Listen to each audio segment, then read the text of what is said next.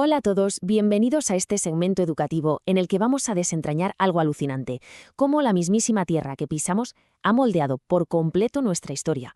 Porque pensadlo bien, la geografía no es solo un bonito decorado de fondo, que va, es el verdadero motor, la chispa que dio a luz a los poderes políticos más formidables de la antigüedad.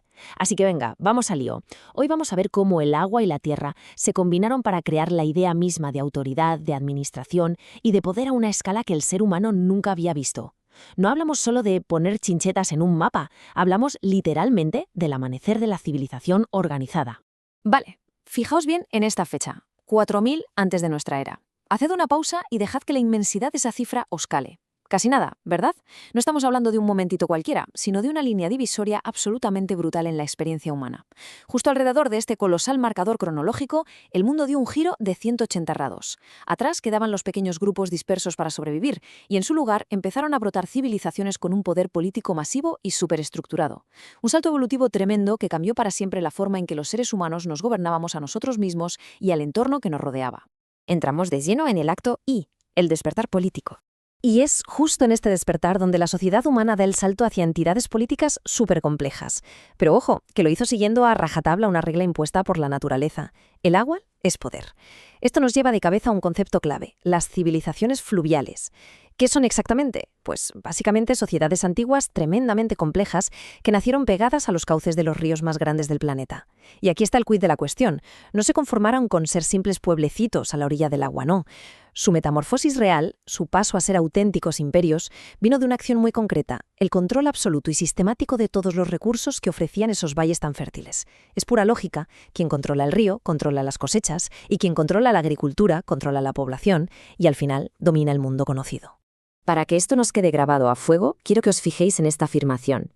Estas civilizaciones se convirtieron en imperios gracias al control que ejercían sobre los recursos que ofrecían los valles. Es que es una regla histórica universal. Es la fórmula matemática del poder en la antigüedad. Olvidaos de la idea de que el primer poder imperial se construyó solo a base de fuerza militar. Para nada. Se construyó a base de administrar de forma magistral la tierra, el barro, el agua y los cereales. Los valles fluviales eran literalmente las mayores fábricas de riqueza del mundo antiguo, y controlarlos era el único billete de ida hacia la dominación imperial. Pasamos ahora al acto 2, los imperios fluviales. Venga, vamos a hacer un viaje rápido por el mapa para ver dónde echaron raíces estas antiguas superpotencias, porque el patrón es innegable. Empezamos en Egipto, donde el majestuoso Nilo fue la gran arteria que mantuvo en el poder a los faraones. Nos movemos a Mesopotamia, nada menos que la cuna de la escritura y las leyes, donde la vida explotó entre las aguas del Tigris y el Éufrates. Si miramos hacia el este, nos topamos con China, cuyo primer gran poder floreció gracias al Guangzhou, el famosísimo río amarillo. Y por supuesto en la India, donde esas vibrantes sociedades pioneras se levantaron junto a los inmensos caudales del Indo y el Ganges.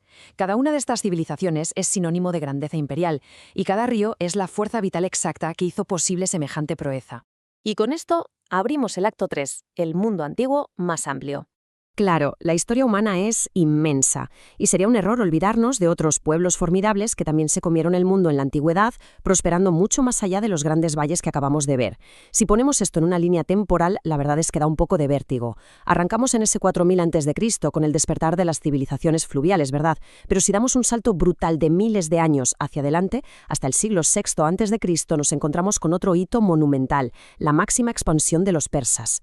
Contrastar el lejano nacimiento de esos primeros imperios del agua con el posterior cenit del todopoderoso imperio persa nos ayuda a entender lo inmensa, extensa y superdinámica que es la cronología antigua. Vamos, que es un recordatorio perfecto de que el poder no se queda quieto, evoluciona y cambia de manos a lo largo de los milenios. Y hablando de lugares clave que no eran grandes ríos, tenemos que detenernos en una región estratégicamente vital, el corredor sirio-palestino. Básicamente estamos hablando de esa franja estrechita que bordea el este del mar Mediterráneo. Es un trocito de tierra minúsculo si lo comparamos con las inmensas llanuras de Asia, pero madre mía, su relevancia histórica es incalculable. Este pasillo costero fue la casa de los fenicios, que ya sabéis que eran unos auténticos genios de la navegación y el comercio, y además fue la zona de asentamiento de los hebreos. Así que este estrecho corredor de tierra se acabó convirtiendo en una especie de autopista o encrucijada vital para la cultura, la religión y el comercio de todo el mundo antiguo. A ver, para pillar de verdad la escala geográfica de esta época, tenemos que entender este tremendo contraste. Por un lado, tenemos el corredor mediterráneo, metiendo a pueblos como fenicios y hebreos en un enclave súper estrecho y, seamos sinceros, bastante disputado. Y por otro lado, el lejano oriente, un escenario titánico donde se cocinaban civilizaciones de tamaño continental como China e India. Es la prueba definitiva de que la historia antigua no se escribió en un solo tipo de paisaje, ¿verdad? Se forjó tanto en pasillos costeros minúsculos como en llanuras orientales masivas, y cada geografía impuso su propio estilo de supervivencia, de cultura y de desarrollo político.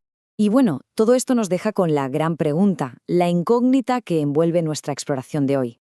Si, como acabamos de ver, los primeros grandes imperios del mundo nacieron única y exclusivamente a partir del dominio total de los valles fluviales, entonces cabe preguntarse, ¿hasta qué punto sigue la geografía física dictando el destino del poder político, incluso en nuestros días?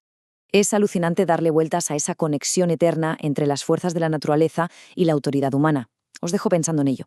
Y con esto cerramos nuestro segmento educativo de hoy. Ha sido un verdadero placer guiaros por estas corrientes de la historia. Nos escuchamos en la próxima. Saludos a todos y bienvenidos a un nuevo segmento educativo, un espacio donde intentamos desentrañar esos hilos invisibles que mueven nuestro mundo. Hoy vamos a analizar, con la perspectiva que nos da la historia, una de las dinámicas más determinantes de la humanidad. Y es que vamos a sumergirnos de lleno en la conexión inquebrantable que existe entre el poder político y el control de los recursos. A lo largo de este análisis, veremos cómo la capacidad de dominar lo que nos ofrece la Tierra no es solo una cuestión de generar riqueza, ¿qué va? Es que literalmente esculpe imperios, dibuja fronteras y establece el mismísimo orden mundial. Hablamos de una regla inmutable que ha dictado el destino de civilizaciones enteras, desde los primeros pasos de la humanidad hasta lo que habéis podido ver en el telediario de esta misma mañana. Y claro, para entender el pasado, primero tenemos que echarle un buen vistazo a nuestro presente. Así que pasamos al primer punto, el poder del petróleo, el verdadero motor de la economía actual.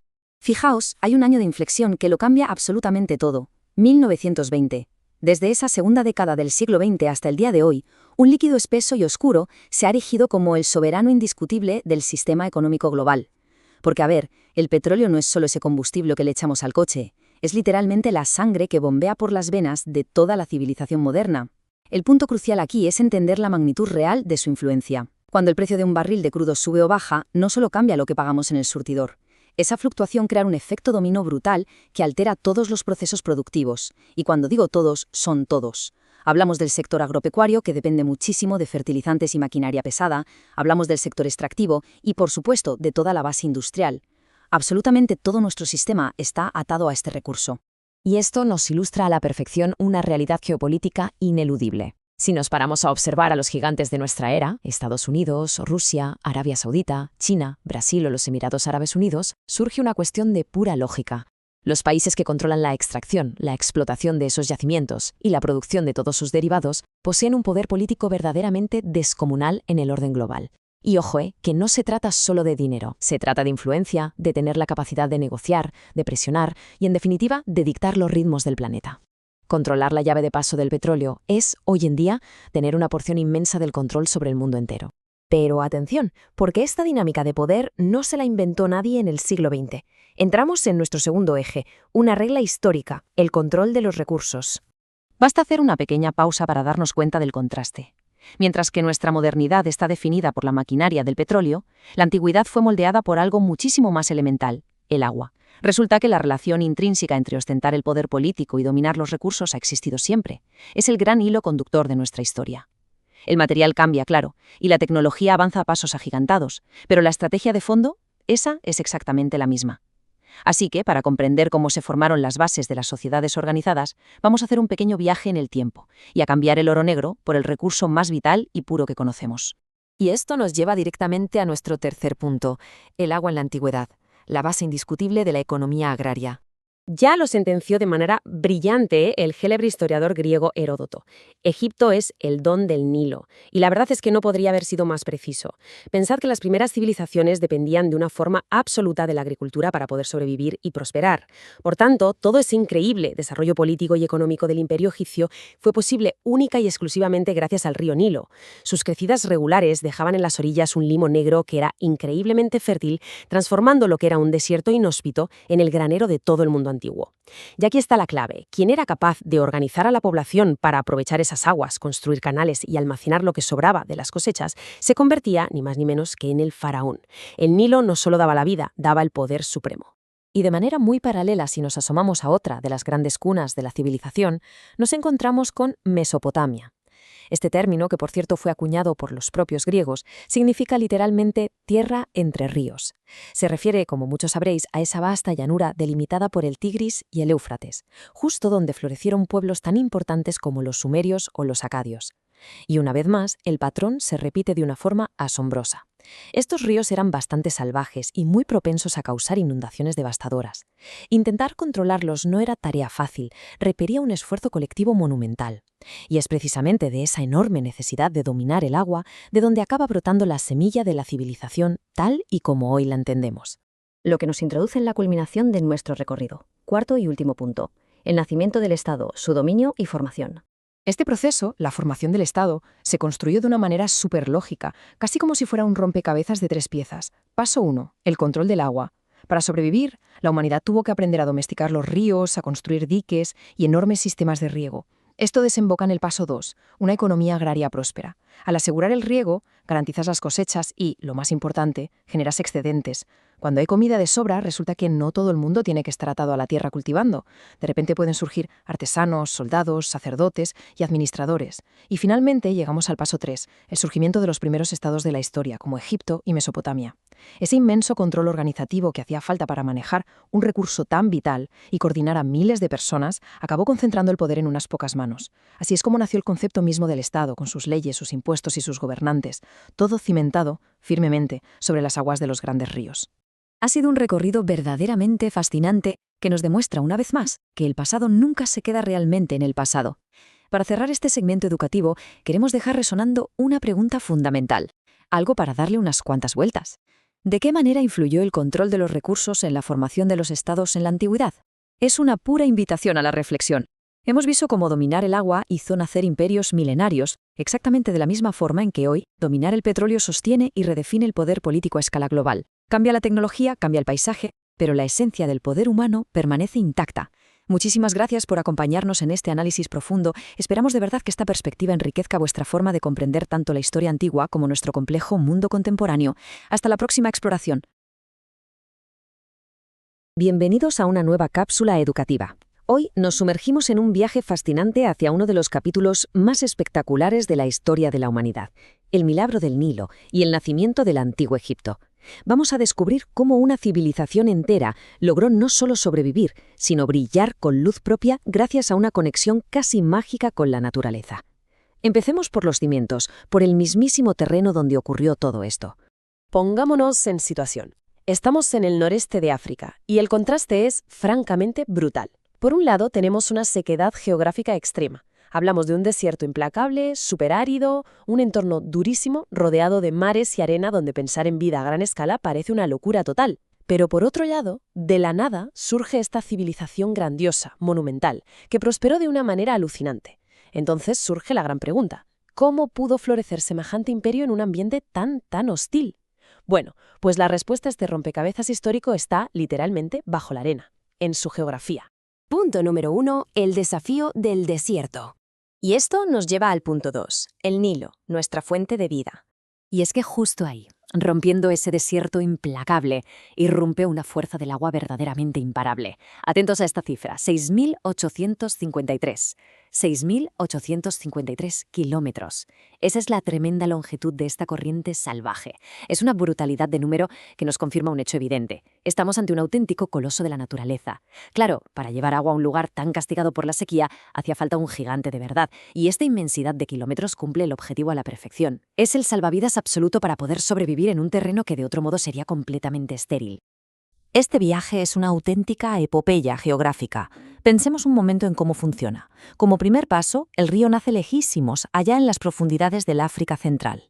Segundo paso, empieza su tremenda travesía y cruza todo Egipto de sur a norte, llevándole la contraria a toda la lógica del desierto. Y finalmente, el tercer paso termina este maratón entregando sus aguas al mar Mediterráneo, abriéndose en un delta gigantesco. Es un espectáculo constante de la naturaleza en movimiento. Pero ojo, que el verdadero truco de magia aquí no es solo el agua, sino el tesoro escondido que viaja dentro de ella. Llegamos así a la palabra mágica para entender este milagro: el limo. A ver, mientras el río avanza, va arrastrando este sedimento que es como una auténtica bomba de nutrientes. Cuando el agua crece y baña las orillas, va dejando esta capa de limo sobre la tierra. Y actúa exactamente igual que el fertilizante natural más potente del mundo, transformando el terreno por completo y creando un valle súper exuberante y fértil. La tierra, que antes no valía nada, de repente se llena de vida. Donde antes solo había polvo y piedras, ahora hay abundancia. Literalmente, el desierto le cede su asiento a la vida gracias a esta maravilla geológica. Lo que nos lleva al tercer punto: un río divino. Claro, con este nivel de generosidad por parte de la naturaleza, el impacto en su cultura era completamente inevitable. Un fenómeno capaz de convertir la nada en un vergel cambió por completo la mentalidad de la antigüedad. Los antiguos egipcios no veían al Nilo como una simple tubería de agua o un recurso útil. ¿Qué va? Lo consideraban literalmente una fuente de vida y un dios. Así de claro. Su forma de ver el mundo ponía a este río en lo más alto del podio de su existencia. Y la devoción era tan grande que le hacían ofrendas constantemente. Es un hecho histórico fascinante, que demuestra un pacto sagrado. La naturaleza daba la vida y la civilización se lo pagaba con pura gratitud divina. El río era, sin duda alguna, el alma misma del antiguo Egipto.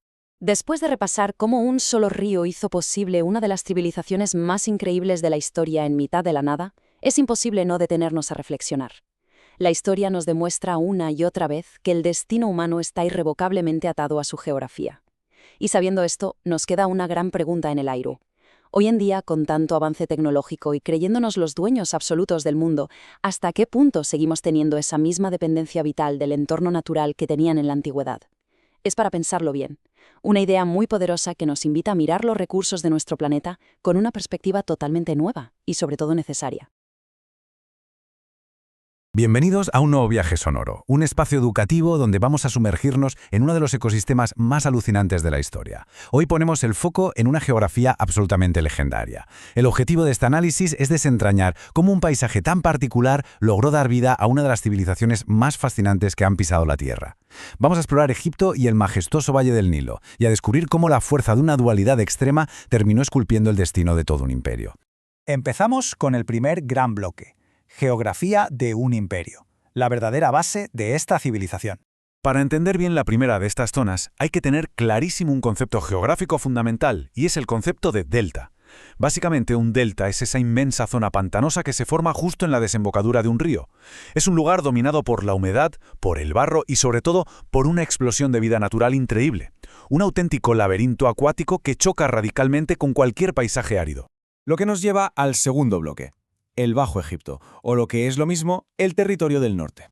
Y es que, para entender cómo se organizaba la vida aquí, hay que destacar que el Bajo Egipto tenía como capital la ciudad de Memphis, un auténtico centro estratégico. Todo este territorio estaba formado por ese inmenso delta pantanoso del que hablábamos hace un momento. El resultado de tanta agua, una pesca espectacularmente abundante. Al estar en contacto constante con el agua dulce, esta zona era un verdadero paraíso de recursos. De hecho, las redes de pesca eran una herramienta tan fundamental como el propio arado. Pero ojo, porque dentro de esta inmensidad pantanosa crecía un recurso vegetal que iba a revolucionar la historia de la comunicación: el papiro. Esta planta crecía a sus anchas gracias a la humedad constante del delta, y su importancia era absolutamente vital porque de sus tallos se extraía la materia prima para fabricar el papel.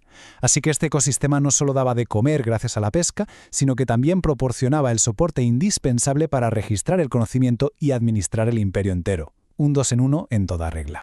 Damos un salto hacia el sur con nuestra tercera sección, el Alto Egipto, el Valle del Sur.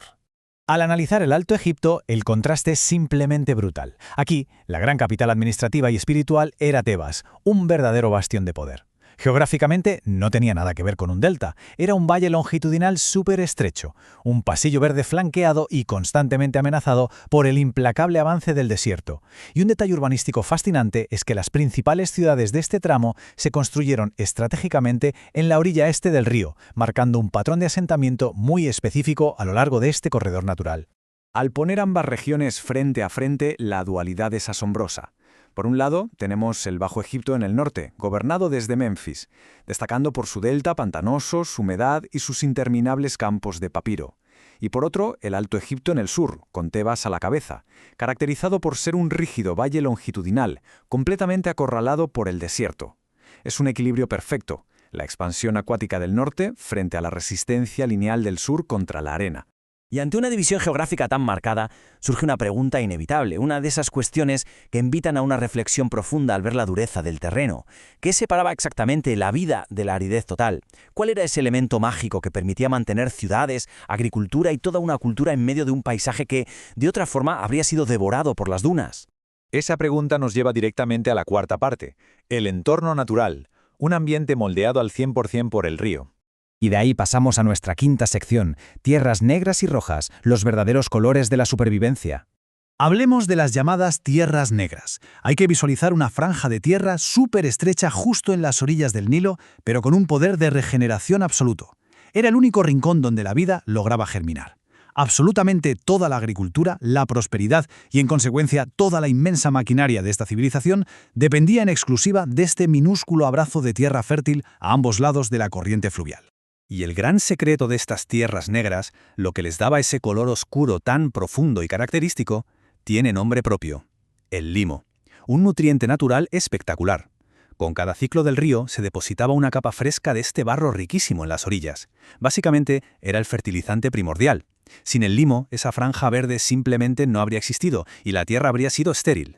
Sin embargo, el dominio de la vida era extremadamente frágil. Apenas un paso más allá de donde llegaba el alcance de ese limo vivificante, la oscuridad fértil desaparecía de golpe, dando paso a las famosas tierras rojas. Estas tierras representaban el desierto inabarcable, un océano interminable de arena abrasada por el sol, un territorio vasto y amenazante que rodeaba todo el valle, recordando cada día lo delicada que era la existencia en esa pequeña franja verde. Las características de estas tierras rojas son contundentes y bastante desoladoras. Esta zona se definía por ser en esencia la negación total de la vida. A diferencia del norte pantanoso o del borde fértil del río, en el desierto casi no había animales y apenas existían plantas. Era un vacío monumental de roca y arena seca, un entorno súper hostil que contrastaba de forma violenta con la altísima concentración de seres vivos en el valle de al lado. Para resumir esta dualidad, basta con mirar ambas zonas de cerca. De un lado, las tierras negras, una cinta finísima de nutrientes oscuros, limo fértil y vida en ebullición. Del otro, las tierras rojas, una inmensidad estéril completamente vacía de flora y fauna. La frontera entre la vida abundante y la nada desértica no era algo gradual, era un corte radical. Y esto ilustra a la perfección la tensión constante que definía el día a día en aquella época. Y es precisamente en esta tensión, en este delicado y casi imposible equilibrio entre unas riberas riquísimas en nutrientes y la dureza infinita del desierto rojo, donde se forjó verdaderamente la grandeza. La geografía impuso sus propias reglas mediante una dualidad innegable, el pantano del norte y el valle del sur, la oscuridad del limo y el fulgor ardiente de la arena. Comprender estas dinámicas naturales es, en el fondo, descubrir el verdadero motor de la historia. Queda una reflexión final resonando en el aire al terminar este recorrido. ¿De qué manera el límite constante entre la fertilidad y la esterilidad moldea el carácter eterno de un imperio? Sin duda, un misterio geográfico absolutamente cautivador. Arrancamos esta exploración profunda de los cimientos del mundo antiguo. Hoy ponemos el foco en una geografía implacable que, contra todo pronóstico, logró diseñar un legado verdaderamente monumental. Hablamos de una civilización esculpida por el rigor de la arena y de forma simultánea por la fluidez del agua. Un entorno donde, literalmente, cada grano del desierto y cada gota del río dictaron el destino de todo un imperio.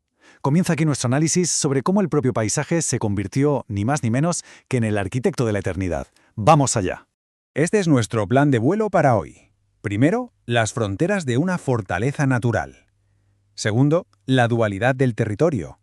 En tercer lugar, el choque entre las tierras negras y las tierras rojas. Cuarto, los asentamientos y su poder estratégico. Y para rematar, el legado del oasis. Bien, entremos en materia. Sección 1. Fronteras de una fortaleza natural. A simple vista, destaca la brutal severidad de estas barreras. Tenemos el inmenso mar Mediterráneo resguardando el flanco norte y el mar Rojo sellando el este. Y alrededor, bueno, vastos desiertos que conforman murallas colosales de arena totalmente indomable. Ojo a esto, porque es fundamental. Este aislamiento geográfico absoluto no funcionó como una prisión. Para nada. Fue de hecho una incubadora perfecta. Proporcionó un escudo de protección inigualable que permitió que floreciera una cultura excepcionalmente estable durante milenios, a salvo de las constantes turbulencias e invasiones que arrasaban otras zonas de la antigüedad. Pasamos a la sección 2, la dualidad del territorio.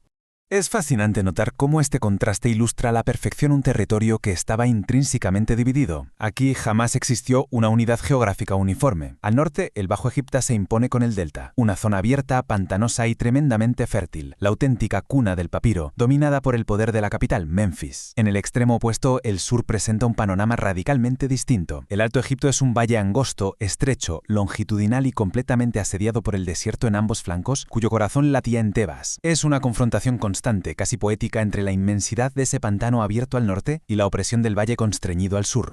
Y esto nos lleva a la sección 3, tierras negras contra tierras rojas.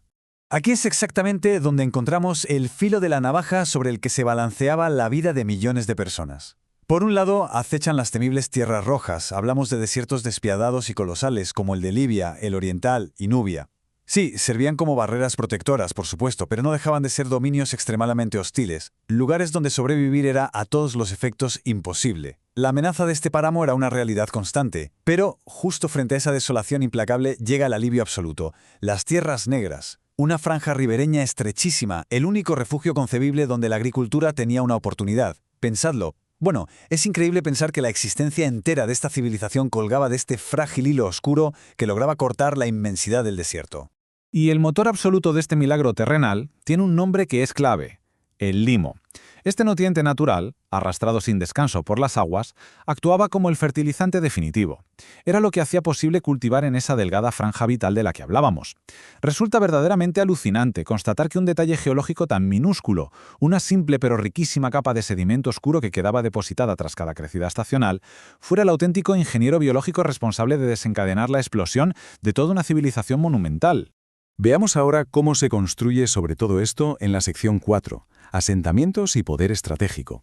La distribución de la región no deja lugar a dudas. Había una organización estratégica impecable. Primero destaca una precisión casi matemática. Las grandes ciudades y los templos colosales, lugares míticos como Giza, Luxor o Abu Simbel, están alineados de manera estricta a lo largo del cauce del río. Siguen el eje del agua sin desviarse un milímetro. Segundo, y demostrando una visión brutalmente expansiva, el Estado no se quedó de brazos cruzados. Extendió sus dominios para asegurar recursos vitales en pleno entorno hostil. Administraban con mano de hierro los oasis y las canteras ubicados en el desierto. Claro, este control logístico de la periferia era el engranaje indispensable, la base material absolutamente necesaria para expandir su poder y para construir esa eternidad tallada en piedra que hoy todos conocemos.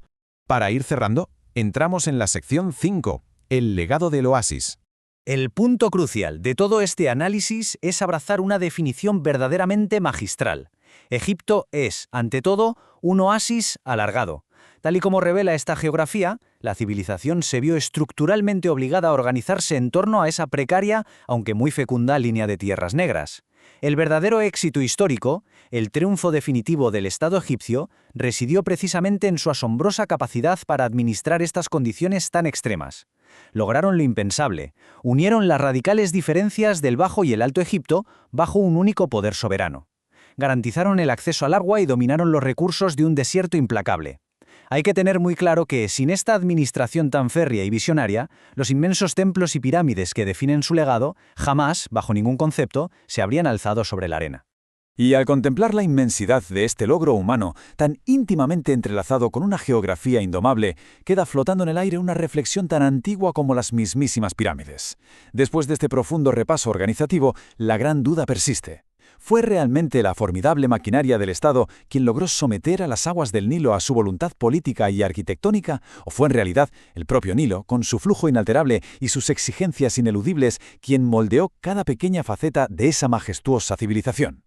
Es sin duda una pregunta fascinante que sigue resonando completamente intacta a través de los siglos. Hasta la próxima exploración. Hola, ¿qué tal a todos? Bienvenidos a este segmento educativo.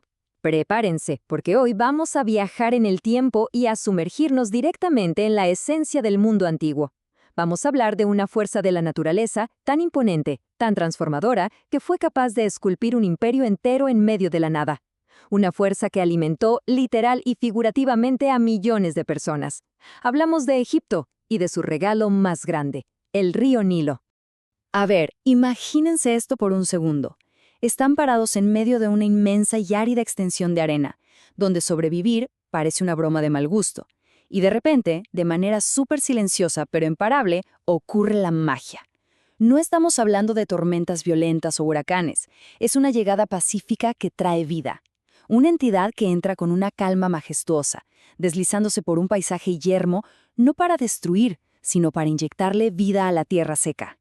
El Pacífico dador de vida. Y es que claro, en este contexto, el agua no es solo un simple recurso, es el proveedor supremo que sostiene absolutamente todo el ecosistema. Fíjense en los nombres que le daban en la antigüedad porque son increíbles. Lo llamaban el señor de los peces, el generador del trigo, el creador de la cebada. O sea, no son solo adornos poéticos para que suene bonito. Son descripciones súper precisas de que este río tenía el control absoluto sobre la comida. Sin esa corriente constante, la economía y la alimentación del imperio entero simplemente no existirían. Hay una frase que me vuela la cabeza y dice así: lo que tú trabajas es descanso para millones de desgraciados. Piénsenlo un momento. El agua hace todo el trabajo físico pesado de desbordarse y fertilizar la tierra de forma automática. Ese esfuerzo de la naturaleza asume la carga más difícil, permitiendo que miles y miles de trabajadores, que ya de por sí tenían una vida bastante dura, pudieran tener un respiro. Pero bueno, la naturaleza tiene dos caras, ¿verdad? Pasamos a desolación y muerte. Porque así como hay vida, está el otro extremo de la balanza. ¿Qué sucede cuando el creador está ausente? Imagínense el terror, ese silencio sepulcral que cae sobre la región cuando de repente las aguas no suben. No es un simple problema de, uy, se arruinó la cosecha, es la interrupción de la vida misma. Y esta dualidad es devastadora. Cuando el río falla, a nivel cósmico los dioses se entristecen. Hay como un luto en el cielo, por así decirlo. Pero fíjense en la otra cara de la moneda. En la tierra, los hombres mueren. Es inmediato, definitivo. Si no hay agua, la sentencia está dictada. Menos mal que este ciclo rara vez se rompe por mucho tiempo. Vamos al regocijo de las aguas. Esa explosión absoluta de luz y energía que pasa cuando el río cumple su promesa y regresa. Literalmente, la tierra se llena de alegría. Y no hablo nada más de las personas festejando. Hablo de la tierra seca, de las semillas despertando, del aire mismo vibrando con euforia. Es pasar del polvo gris a un estallido de color en cuestión de días. Y esto se siente en el cuerpo, es totalmente físico. Los estómagos se regocijan, todo ser vivo recibe su ración. Todo diente masca, pasas del miedo a morirte de hambre a tener la panza llena. No hay metáforas profundas aquí. Es la necesidad biológica más básica siendo cubierta de golpe. Y eso es un alivio indescriptible. Abundancia en las dos tierras. Hablemos de la escala de todo esto porque es monumental. No se trata de un vallecito o de un par de hectáreas. Es un recorrido imparable. Es una invasión. Sí, pero la invasión más esperada de todas. El agua primero invade el Alto Egipto, en el sur. De ahí sigue su marcha hacia el norte, al Bajo Egipto, cubriéndolo absolutamente todo. ¿Y cuál es el gran final de este recorrido? Llenar los graneros. Es la naturaleza asegurándole el futuro a la civilización entera. Riqueza para todos. Y ojo con este detalle, que me parece fascinante, esta abundancia no era exclusiva para los faraones o la nobleza. Toca a todo el mundo. Es un sistema perfecto. El ganado recibe hierbas que germinan, que es básicamente su vida. Los dioses reciben los campos para que haya incienso. Y lo más importante, los pobres reciben una despensa surtida. El río es el gran nivelador, no discrimina a nadie y garantiza que hasta en la casa más humilde haya un plato de comida.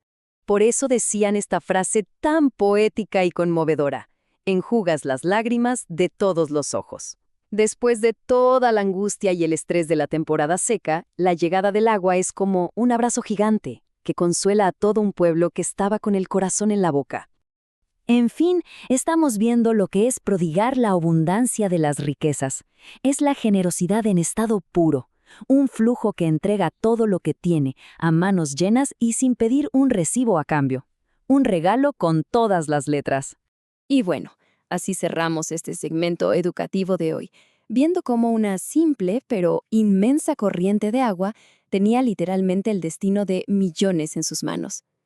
Yo los quiero dejar con esta pregunta para que se la lleven pensando a casa. Si un solo río tuviera el poder absoluto de la vida, la alegría y la muerte de millones de personas, ¿de qué forma reverenciarían ustedes sus aguas? Nos deja mucho que pensar sobre nuestro propio entorno, ¿verdad? Muchas gracias por la sintonía y nos escuchamos en la próxima emisión. Damos la bienvenida a un nuevo espacio de exploración histórica. Existe un mundo sepultado bajo el peso de los milenios, un mundo de arena dorada, monumentos colosales y faraones intocables. Pero bueno, detrás de esa majestuosidad increíble de pirámides y templos, latía un corazón silencioso, un pulso constante que mantenía vivo literalmente a todo un imperio. Hablamos del día a día de los trabajadores de la tierra. Hoy vamos a alejar los focos de los tronos de oro, vamos a dejar de lado las coronas, para centrarnos en la verdadera columna vertebral de aquella civilización inabarcable. Es el momento perfecto para hacer un viaje en el tiempo y observar de cerca la esencia misma de la supervivencia, la vida campesina en el antiguo Egipto. Arrancamos con la primera sección, vida junto al nido. Para comprender de verdad esta existencia, hay que hacer un pequeño ejercicio de imaginación. Volvamos la vista hacia abajo, como si estuviéramos sobrevolando la zona. Desde las alturas, contemplamos un desierto vasto, implacable, casi infinito. Y de repente, la mirada hace zoom, desciende y se enfoca en una cinta azul, súper vibrante, que corta de cuajo toda esa aridez. Exacto, el majestuoso río Nilo. Y es que este río no era solo una fuente de agua, que va, era el eje absoluto de todo. Una especie de deidad líquida que marcaba el ritmo de los días, de las estaciones y de la vida misma. Y justo ahí, pegadas a esa orilla, es donde podemos visualizar mentalmente el entorno doméstico. Pequeñas casas de adobe erigidas literalmente al borde del agua. El adobe, esa mezcla tan humilde de barro y paja secada al sol implacable, era el material perfecto. Curiosamente, el mismo río que regaba los cultivos daba la tierra para construir los hogares.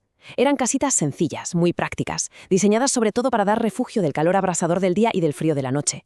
Y ahí, en esas pequeñas casas de adobe, nacían, vivían y descansaban las generaciones que sostenían al país entero.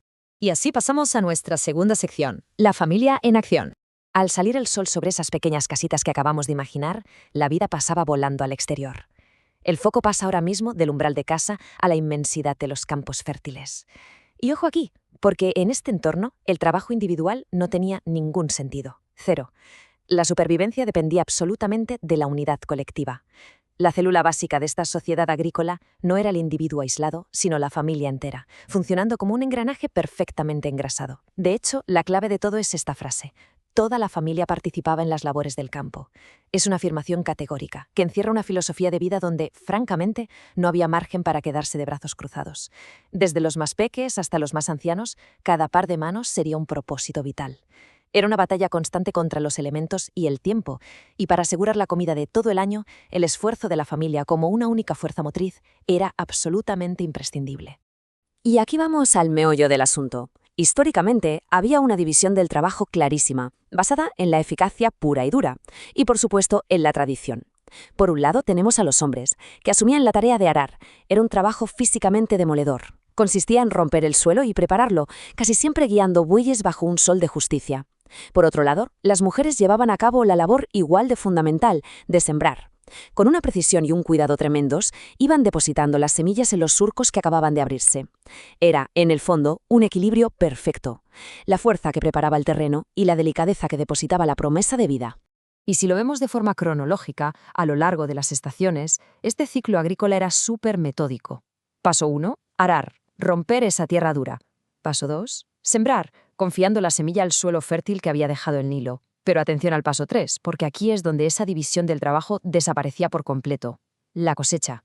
Cuando por fin llegaba el momento de recoger los frutos de semejante esfuerzo, hombres y mujeres trabajaban codo con codo.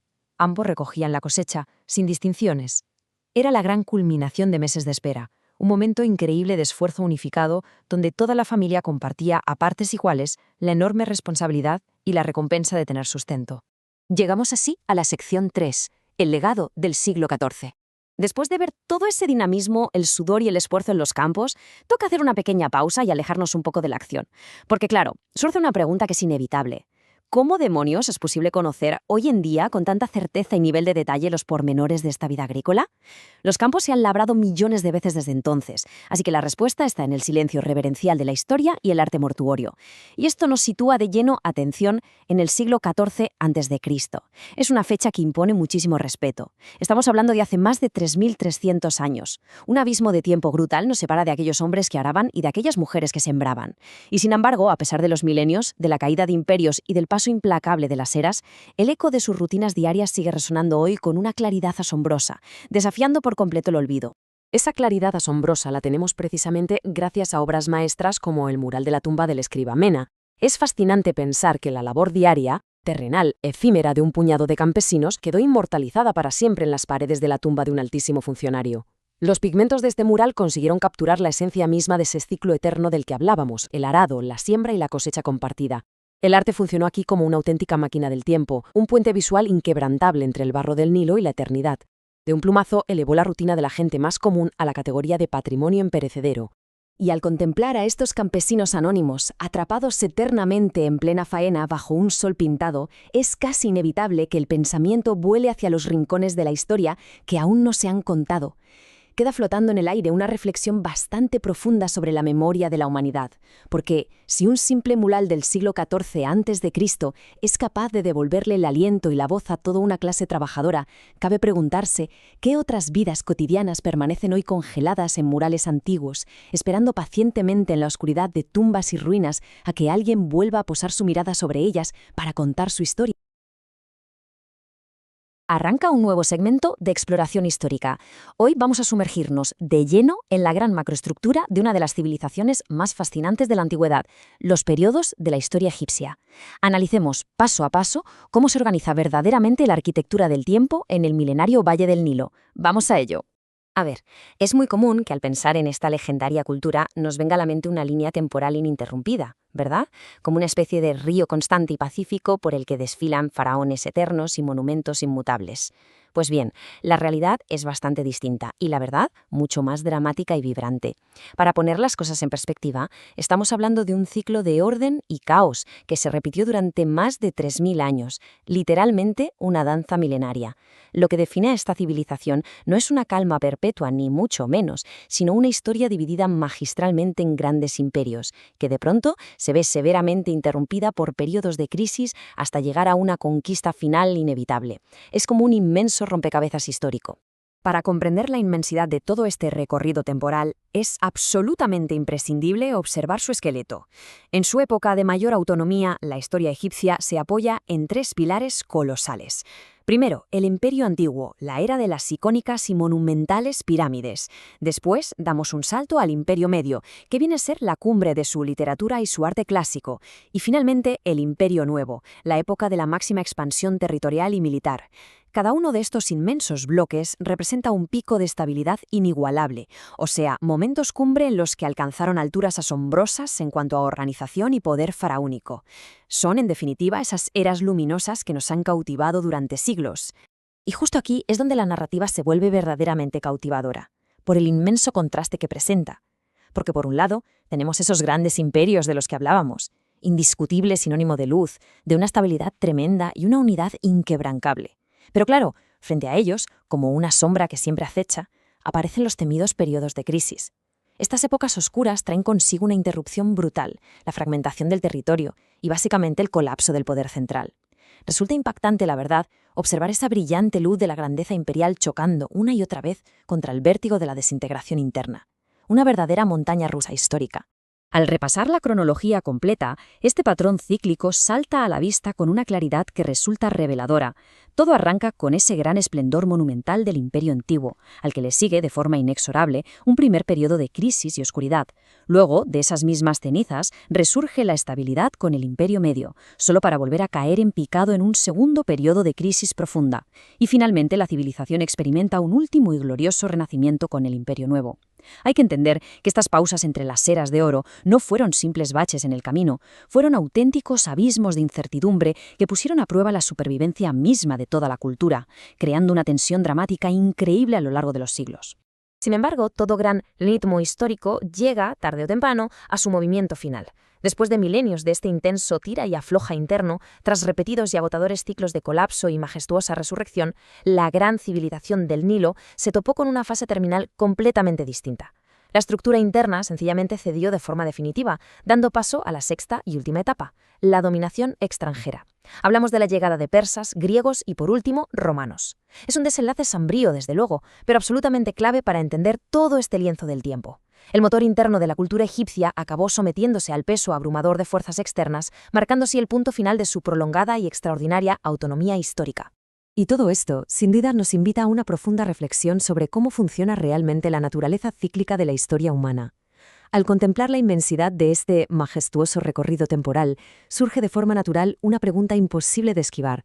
¿Acaso incluso los imperios más grandiosos, aquellos que parecen tallados en piedra para desafiar a la eternidad misma, deben sucumbir eventualmente al ciclo eterno de crisis y al inevitable control externo? Es un pensamiento fascinante, una incógnita provocadora que resuena mucho más allá de las antiguas fronteras del Valle del Nilo, dejando en el aire los patrones universales que rigen el destino de cualquier civilización. Hasta aquí nuestro análisis histórico de hoy. Hola a todos, bienvenidos a esta nueva explicación. Arrancamos hoy un recorrido educativo apasionante por las ondas. Ya sabéis, a menudo pensamos en la historia humana como una flecha, ¿verdad? Una línea recta que va siempre hacia adelante y hacia arriba. Pues olvidad eso por un momento. Las estructuras de poder no funcionan así. Tienen un ritmo totalmente distinto. Nacen, crecen, se rompen en 1000 pedazos y de repente de sus propias cenizas vuelven a surgir. Hoy vamos a adentrarnos en cómo el tiempo literalmente gira sobre sí mismo en un ciclo que no perdona. Para entender este ciclo inmenso, tenemos una hoja de ruta de 6 paradas clave. Primero, el auge del Imperio Antiguo. Segundo, la llegada de la crisis. Tercero, el resurgimiento con el Imperio Medio. Cuarto, la irrupción de los Hicsos. Quinto, el triunfo del Imperio Nuevo. Y por último, la caída por dominación extranjera.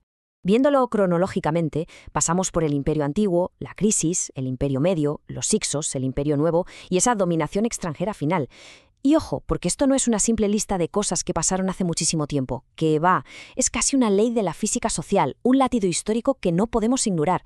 Fijaos en el patrón, un periodo de estabilidad enorme es seguido invariablemente por un colapso brutal, que a su vez prepara el terreno para un nuevo orden. Es matemático. Este mapa nos demuestra de forma innegable cómo el orden atrae al caos, y cómo el caos acaba engendrando orden de nuevo. Así que arrancamos con el punto número 1, el auge del Imperio Antiguo. Ese instante preciso en el que se ponen los cimientos de la civilización. A ver, cuando hablamos del Imperio Antiguo, hablamos de la era fundacional del poder supremo. Es el orden absoluto, el auténtico amanecer de una civilización a lo grande. Y claro, cuando una sociedad llega a esta etapa, se lo cree. Líderes, ciudadanos, todos están absolutamente convencidos de que han domado al tiempo y de que su imperio va a durar para siempre. Un clásico error histórico fruto de la típica arrogancia nuestra, ¿no? Todo parece inamovible, permanente, inventible. Es el peso de un poder que jamás ha conocido el fracaso. Para ellos, la idea de que su mundo se acabe les resulta literalmente inconcebible. Pero claro, el reloj no perdona y sigue haciendo tic-tac. Entramos en la segunda fase, la llegada de la crisis. Y menuda diferencia, es un contraste brutal. Pasamos de esa estabilidad monolítica, perfecta y absoluta del Imperio Antiguo a la cruda realidad de la crisis. De repente todo es fragmentación, caos y adiós a las certezas. Y uno se pregunta, ¿cómo narices puede desmoronarse algo tan sólido? Pues esto nos enseña lo enormemente frágil que es el esfuerzo humano. De la noche a la mañana, ese orden que parecía eterno se agrieta por tensiones internas, puro agotamiento o desequilibrios. La autoridad se esfuma y la civilización entera queda contra las cuerdas, saltando en pedazos todo lo que antes era un bloque inquebrantable. Y claro, viendo semejante desastre, es inevitable plantearse algo muy profundo. ¿Cómo es posible que una civilización vuelva a levantar cabeza después de una crisis pero tan devastadora? Cuando todo se ha ido a pique, cuando parece que el hilo de la historia se ha cortado definitivamente, ¿cuál es la chispa que consigue que el motor arranque de nuevo? Pues la respuesta la tenemos justo en el inicio de nuestro segundo ciclo, fase 3, resurgimiento, el Imperio Medio. El Imperio Medio va de restaurar la autoridad central, sí, pero ojo, que esto no es solo darle a continuar y ya está, es una prueba alucinante de la resiliencia humana. Hablamos de una época en la que cogen todas esas piezas rotas por la crisis, las pulen y las vuelven a encajar con muchísimo sudor para formar un todo nuevo. Aquí ya no hay inocencia que valga. Los líderes de esta era saben perfectamente que el colapso es una opción real. Por eso, este resurgimiento se basa en un esfuerzo consciente, casi titánico, para poner orden, volver a centralizar el poder y curar las heridas. En resumen, es la civilización demostrando que puede aprender a sobrevivir a su propia destrucción. Pero, justo cuando parece que todo vuelve a estar garantizado y bajo control, llegamos a la cuarta etapa. La irrupción de los Ixos. Y aquí la cosa se pone seria. Los Ixos suponen un hachazo monumental, una ruptura severísima en nuestra línea de tiempo. Hablamos de una intrusión que nadie vio venir, un cataclismo que, esta vez, no viene de dentro, sino de fuera. Si la crisis anterior fue un derrumbe interno, la llegada de los Ixos es el martillazo exterior que revienta cualquier atisbo de complacencia. Filosóficamente, encarnan esa variable incontrolable que da pavor a cualquier imperio. Es el momento de auténtico terror en el que el poder establecido se da cuenta de que no está solo en el tablero y que hay fuerzas externas, muy dinámicas, dispuestas a cruzar la frontera y subvertir su realidad por completo. Y fijaos en cómo encaja todo esto estructuralmente. Vemos el Imperio Medio, interrumpido de golpe por los Ixos, y esto nos lleva inevitablemente al Imperio Nuevo. Es brillante, porque ilustra que estas épocas no son cajas aisladas, sino eslabones puros de causa y efecto. La interrupción de los Ixos no es el final de la historia en realidad, es el gran catalizador. Es el fuego de fuera que forja una respuesta desde dentro sin precedentes. La tremenda humillación de la invasión se convierte en la gasolina de la fortaleza futura. La civilización asimila conceptos radicalmente nuevos, aprende nuevas tácticas y se prepara para el gran contragolpe. Y vaya si dan el contragolpe, esto nos lleva a la cima de la gloria en este tercer ciclo. Quinta etapa, el triunfo del Imperio Nuevo. Este Imperio Nuevo se puede resumir en 3 ideas conceptuales: recuperar la autonomía, superar definitivamente la ruptura de los Ixos y alcanzar un pico de esplendor histórico. Este es el gran retorno. La sociedad del Imperio Nuevo es una sociedad curtida, marcadamente expansionista. Tienen las cicatrices del pasado muy presentes, así que no se conforman con restaurar lo que tenían. Lo superan con creces, proyectando su poder hacia afuera para asegurarse de que ninguna fuerza vuelva a humillarles jamás. El Imperio Nuevo representa el triunfo absoluto de la voluntad de una civilización frente al caos. Sin embargo, ya lo dijimos, la naturaleza cíclica siempre cobra su peaje. Llegamos al sexto y último punto, la caída por dominación extranjera. Pensemos en ello. A un lado tenemos la cumbre majestuosa, ese pico inalcanzable que fue el Imperio Nuevo. Al otro, la aplastante y definitiva realidad de la dominación extranjera. Es el contraste final y, francamente, la mayor tragedia de todo este arco. Nos demuestra que, a pesar de todo lo que han aprendido a palos, a pesar de todo ese poder militar y gloria, hasta los más grandes acaban sucumbiendo. Las civilizaciones envejecen, el dinamismo se apaga inexorablemente y, al final, fuerzas externas imparables terminan eclipsando su autonomía. Es la sumisión total de una línea de tiempo a la voluntad de otra. Para ir consolidando este recorrido, quedaos con esta reflexión profunda. A todo gran imperio le sigue una crisis y a toda gran renovación una eventual dominación extranjera. Es un pensamiento de un peso formidable. Nos recuerda la vulnerabilidad que, en el fondo, tienen todos los sistemas de poder. Da igual lo altos que construyas los muros o lo inmenso que sea tu territorio. El tiempo y este ciclo histórico actúan como un mar constante que, tarde o temprano, acaba erosionando hasta la piedra más dura. Así que terminamos este análisis con una pregunta para darle vueltas. ¿Esta dominación extranjera es verdaderamente el punto final absoluto de la historia?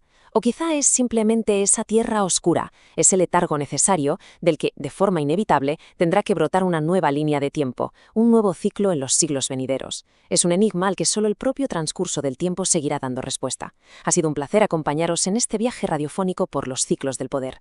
Hasta la próxima. Bienvenidos a este segmento educativo. Es un auténtico privilegio estar hoy frente al micrófono para arrancar un viaje fascinante a través de las arenas del tiempo. Hoy ponemos el foco de nuestro programa en una de las eras más monumentales de la humanidad, el Imperio Antiguo de Egipto. Hablamos de una época marcada por triunfos arquitectónicos alucinantes, pero también por tragedias humanas muy profundas. Vamos a descubrir juntos cómo una civilización entera logró levantarse desde la nada, rozar el cielo con sus inmensos monumentos y finalmente desplomarse bajo el propio peso de sus debilidades internas. Arrancamos este recorrido histórico definitivo. Sección 1. El amanecer de Egipto y sus primeros pasos. Y es que todo imperio inmenso requiere un comienzo humilde, un instante preciso en el que el polvo del desierto empieza a dar vida a una sociedad sin precedentes. Nuestro punto de partida nos sitúa alrededor del año 5000 a.C. Por aquel entonces, los primeros pobladores empezaban a asentarse en la vasta región que hoy conocemos como Egipto. Eran simples grupos dispersos, buscando agua, sustento y estabilidad a orillas del inmenso río Nilo. Pero el reloj de la historia no se detiene, y avanzamos con paso firme hacia un momento transformador, el año 3100 a.C. Aquí presenciamos la unificación de los territorios, el verdadero nacimiento del Estado egipcio, y de ahí saltamos a un horizonte bastante más oscuro, en el año 2200 a.C., fecha que marca el ineludible final de esta Edad de Oro. Es un arco temporal increíble, ¿verdad? Desde unas cuantas aldeas dispersas, pasando por un Estado unificado imparable, hasta llegar a su colapso total. Pasamos a la sección 2. La consolidación del poder, el faraón y Menfis. Una vez unificados los territorios, el escenario histórico exigía un núcleo fuerte, una figura de orden y un centro de mando indiscutible para gobernar unas tierras tan extensas. Y aquí es donde emerge una figura colosal, el faraón. Y ojo porque es vital comprender bien el enorme peso de este concepto. No estamos hablando simplemente de un rey común o de un comandante militar que mandaba por la fuerza bruta, en absoluto. El faraón era el pilar absoluto del Estado. Al consolidarse la nación, esta figura se erigió como la máxima autoridad política, sí, pero también religiosa. Hablamos de un soberano que actuaba como puente inquebrantable entre el mundo terrenal y lo divino, sosteniendo el destino completo de una civilización entera en la palma de su mano. Y la jugada maestra, la decisión estratégica que catapultó a toda esta sociedad hacia adelante, fue establecer su capital en Menfis. Esto no fue un simple cambio de domicilio en el mapa. Fue el auténtico detonante de una explosión de crecimiento a una escala monumental. Al concentrar todo el aparato administrativo y religioso en Menfis, arranca un periodo brillante marcado por dos cosas innegables: una agresiva expansión territorial y una prosperidad económica descomunal. Los recursos sobraban, las fronteras se ensanchaban y la riqueza del Estado alcanzó cotas que jamás se habían documentado en la historia de la humanidad. Llegamos así a la sección 3, la era de las pirámides, auténtica majestad en piedra. Con las arcas a rebosar y el poder centralizado al máximo, el imperio estaba más que preparado para desafiar a la eternidad. El punto álgido de esta época dorada lleva nombres que siguen resonando milenios después con una fuerza inigualable: Keops, Kefren y Micerino. Fue justo en este momento de abundancia y estabilidad cuando se materializó la construcción de las pirámides más gigantescas y majestuosas de todo el antiguo Egipto. Y no, estas estructuras imponentes no eran simples sepulcros.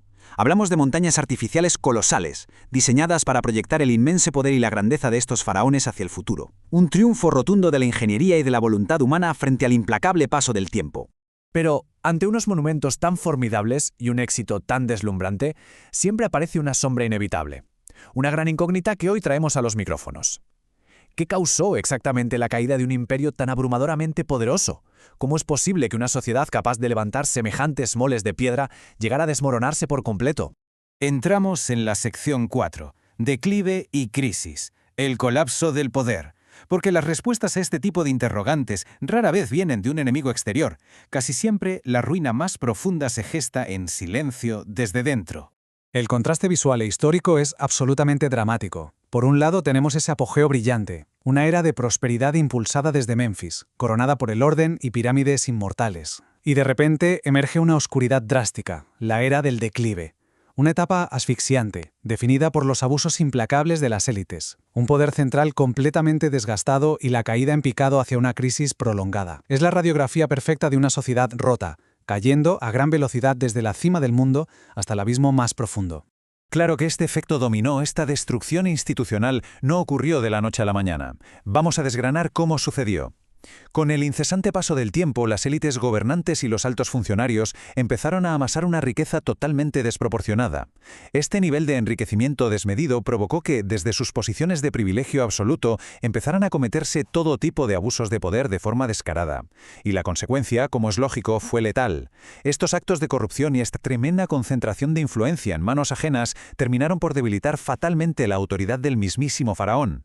Esa misma figura que, siglos atrás, ostentaba el título inquebrantable de deidad viva, veía ahora cómo su poder se disolvía, devorado por la pura avaricia de su propia corte. 150 años de inestabilidad.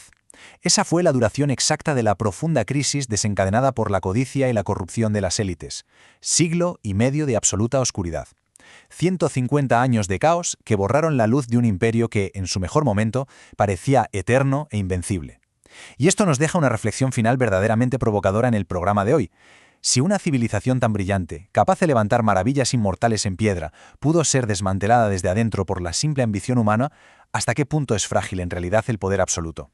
Es una pregunta inquietante que los ecos del Imperio Antiguo siguen susurrando en la arena hasta el día de hoy. Con este pensamiento cerramos el segmento histórico. Muchas gracias por la sintonía y por acompañarnos en este recorrido. Bienvenidos a este segmento educativo. Hoy nos lanzamos de lleno a una de las épocas más alucinantes y dramáticas de la antigüedad. Literalmente, esta historia tiene de todo: el ascenso de un imperio, una caída en picado que nadie vio venir y una recuperación absolutamente heroica. Es casi como el guión de una superproducción de Hollywood, con invasiones, giros tecnológicos inesperados y una resistencia brutal. Así que preparaos bien porque vamos a viajar milenios atrás en el tiempo. Y aquí os planteo la gran pregunta, esa que genera un suspense tremendo. ¿Qué pasa realmente cuando una civilización que está en lo más alto, que se siente completamente intocable, choca de bruces con un peligro que ni siquiera sabía que existía? Es un misterio fascinante. Pero, para entender la magnitud de este golpe, no podemos empezar por el final. Tenemos que rebobinar un poco el reloj y ver cómo se construyó esa época dorada, pieza a pieza. Vamos a sumergirnos en los cimientos de todo esto. Parte 1. El renacimiento del poder. Aquí es donde arranca el primer acto de nuestro drama histórico. Nos situamos en el Imperio Medio. Estamos hablando de un bloque masivo de 250 años de historia pura y dura. Todo arranca, para ser exactos, en el año 2050 a.C. Fijaos, el poder de los faraones vuelve con muchísima fuerza, pero con una base totalmente nueva. Deciden establecer la ciudad de Tebas como la gran y flamante capital del imperio. Esta jugada maestra a nivel geopolítico marca el inicio de una era de dominio continuo que va a durar nada menos que hasta el 1800 a.C. Imaginad lo que es mantener 2 siglos y medio de estabilidad ininterrumpida. Es una auténtica locura que sentó las bases de algo gigante y que desde luego merece toda nuestra atención. Parte 2. La era de Tebas. Entramos de lleno en una de las épocas más vibrantes del mundo antiguo. Vamos a ver rápidamente cómo fue esta explosión cultural y económica impulsada desde la nueva capital. Primero, retoman a lo grande la explotación minera. Esto significa recursos, metales preciosos, una riqueza brutal fluyendo sin parar hacia el centro del poder. Y claro, con esa riqueza viene el comercio. Abrieron rutas de comercio exterior activísimas que conectaron el imperio con redes de prosperidad muchísimo más allá del Nilo. A la vez, no paraban de expandirse territorialmente, proyectando una fuerza militar inmensa sobre sus vecinos. Pero ojo, que la cosa no era solo fuerza bruta y dinero. Hubo un desarrollo espectacular en las artes y la literatura, lo que nos demuestra que era una civilización intelectualmente muy sofisticada. Y coronando todo esto, el elemento unificador, el culto al dios Amón. Y hablemos un momento del culto a Amón, porque es clave. No era una simple devoción de barrio, no. Esta deidad tebana se volvió la religión predominante en todo el territorio. Es un giro espiritual fascinante, porque la religión funcionó como el pegamento definitivo de la sociedad. Al centralizar la adoración en el dios de su nueva capital, los faraones crearon un sentido de identidad unificada fuertísimo. Permeaba cada rincón de su inmenso territorio, consolidando su control absoluto y canalizando la energía de todo un pueblo. Una estrategia brillante. Pero claro, la historia, como ya sabemos, tiene la mala costumbre de interrumpir las eras de paz. Llegamos a una fecha crítica, el año 1800 a.C. De repente toda esa prosperidad, el arte, la minería y la estabilidad se estrellan contra un muro, fin abrupto de la Edad de Oro. Y es que tanta inmensa riqueza acumulada acaba atrayendo las miradas ajenas. Desde el horizonte asoma una disrupción abrumadora para la que el imperio, acostumbrado a sentirse invencible, no estaba para nada preparado. Parte 3. La invasión de los Hicsos. La irrupción de un pueblo nómada desde Asia que barre fulminantemente con las defensas y conquista el Bajo Egipto. Parte 4. El caballo y el carro de guerra. El tremendo choque tecnológico que transformaría por completo las reglas del juego. Fijaos bien en esto, porque es una de las ironías culturales más increíbles de la antigüedad. Por un lado tenemos a los Hicsos. Estos feroces conquistadores de Asia estaban dominando el Bajo Egipto con puño de hierro gracias a su superioridad militar. Pero aquí viene la gran paradoja. No impusieron su cultura. Para nada. En lugar de borrar la identidad milenaria del imperio que acababan de someter, decidieron asimilarse a los egipcios. Básicamente, los conquistadores fueron absorbidos por la sofisticación de los conquistados. Sin embargo, al hacer esto, al integrarse en esta nueva forma de vida, cometieron un error monumental. Sin querer, les entregaron a los egipcios las llaves de su propia ruina. Aportaron el uso del caballo y la devastadora tecnología de los carros de guerra. De pronto, introdujeron una velocidad y una movilidad en el campo de batalla que los ejércitos faraónicos tradicionales ni siquiera habían imaginado. Parte 5. La gran expulsión. El clímax absoluto de nuestra historia y el resurgir de un orgullo herido. Y así se gestó este levantamiento, como una auténtica olla a presión imparable. Paso 1. Los Hicsos bajan la guardia al asimilarse por completo a la cultura local y a sus costumbres. Paso 2. Los egipcios, demostrando una capacidad de adaptación alucinante ante la adversidad, aprenden a criar caballos y dominan a la perfección esos carros de guerra de los invasores. Y paso 3. El estallido definitivo. La población de Tebas, unida férreamente bajo el liderazgo de los faraones del Alto Egipto, saca a relucir todo su nuevo músculo militar. Usando exactamente la misma tecnología bélica con la que habían sido conquistados, se levantan, barren a las fuerzas de ocupación y expulsan a los Hicsos para siempre, reunificando de nuevo todas sus tierras. Una auténtica pasada. Toda esta historia nos deja con una frase espectacular que resume esta profunda ironía. Los conquistados se convirtieron en conquistadores, utilizando la propia tecnología de sus enemigos para recuperar su imperio. Aquella fuerza devastadora que destruyó la Edad de Oro, al final les sirvió en bandeja las herramientas exactas para el resurgimiento egipcio. Salieron de aquello siendo militarmente más fuertes que en cualquier otro momento de su historia. Y esto nos deja con una reflexión bastante profunda para terminar. ¿Cuántas veces a lo largo de la historia humana la misma herramienta que provoca la caída de una civilización acaba siendo la llave maestra para su salvación? Ahí lo dejamos. Muchísimas gracias por acompañarnos en este segmento educativo y ojalá los ecos del pasado os inviten siempre a seguir explorando. Hasta la próxima. Bienvenidos a todos a un nuevo segmento de exploración histórica. Vamos a ir directamente al grano porque hoy nos sumergimos en una de las etapas más alucinantes de la antigüedad, el absoluto apogeo de la civilización egipcia. A ver, para los que ya conocéis el tema, sabéis que hablamos de ese instante exacto en el que el poder, la riqueza y la ambición se alinearon a una escala que el mundo antiguo literalmente nunca había visto. Es una auténtica pasada adentrarnos en una era que redefinió de arriba a abajo lo que significa la palabra imperio. Así que a lo largo de este análisis vamos a diseccionar exactamente cómo y por qué el Imperio Nuevo logró convertirse en la cúspide indiscutible de esta civilización milenaria. Y claro, esta es la gran pregunta que va a guiar nuestra travesía de hoy. ¿Qué impulsó realmente este inmenso florecimiento? Pensadlo un momento. No estamos hablando de un par de décadas de buenas cosechas o un ratito de paz. Hablamos de la cima absoluta de una de las civilizaciones más icónicas de la historia. Para llegar a ese nivel tan brutal de sofisticación y dominio, tuvieron que entrar en juego fuerzas extraordinarias, ¿verdad? Fue una orquestación perfecta entre estrategia geopolítica, un liderazgo de hierro y una visión económica sin precedentes. Así que venga, vamos a desentrañar cuáles fueron esos motores reales que propulsaron a Egipto hacia su época dorada.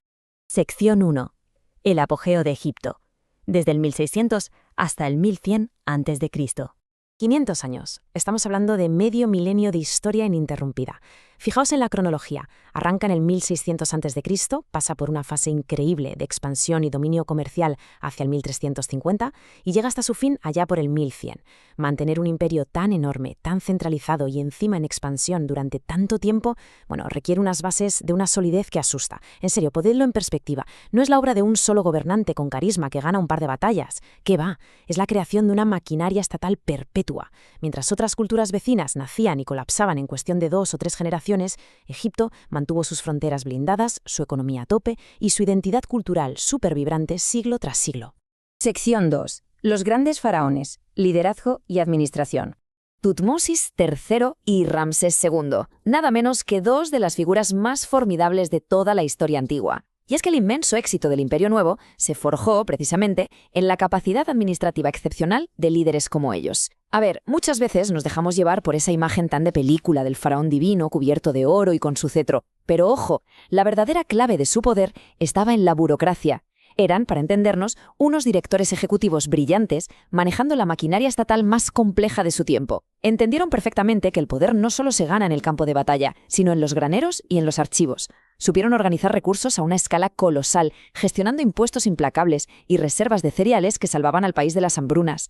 Proyectaron una autoridad tan absoluta en casa que esa estabilidad fue justo lo que les permitió soñar con conquistar el extranjero. Sección 3. Expansión y rutas comerciales. Más allá del Nilo. Siria, Fenicia, Palestina. Bajo el mando de estos estrategas, el imperio dijo basta quedarse solo dentro de sus fronteras naturales. El vasto desierto y las costas dejaron de ser los límites del mapa para convertirse en las casillas de salida de su ambición imperial. Las tropas salieron de la zona de confort del Valle del Nilo para meterse de lleno en el avispero geopolítico del levante mediterráneo. Desplegaron ejércitos profesionales impresionantes, introdujeron tecnología a punta como los carros de guerra y se fueron a cientos de kilómetros de casa. Sometieron ciudades superamuralladas y metieron a todo el corredor sirio-palestino en el bolsillo de su influencia directa. Fue un movimiento muy audaz, un despliegue de músculo que cambió para siempre el equilibrio de poder en el mundo conocido. Y aquí hay que tener clara una cosa fundamental. La expansión territorial y el control de las rutas comerciales no son para nada conceptos separados, son exactamente la misma estrategia. El objetivo de mover a decenas de miles de soldados hasta Siria o Fenicia no era el mero capricho de pintar un mapa más grande o anexionarse un secarral.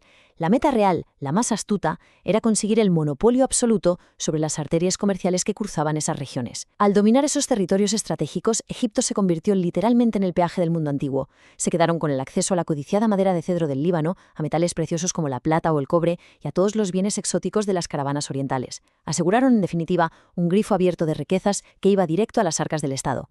Sección 4. El legado monumental. Construyendo la eternidad.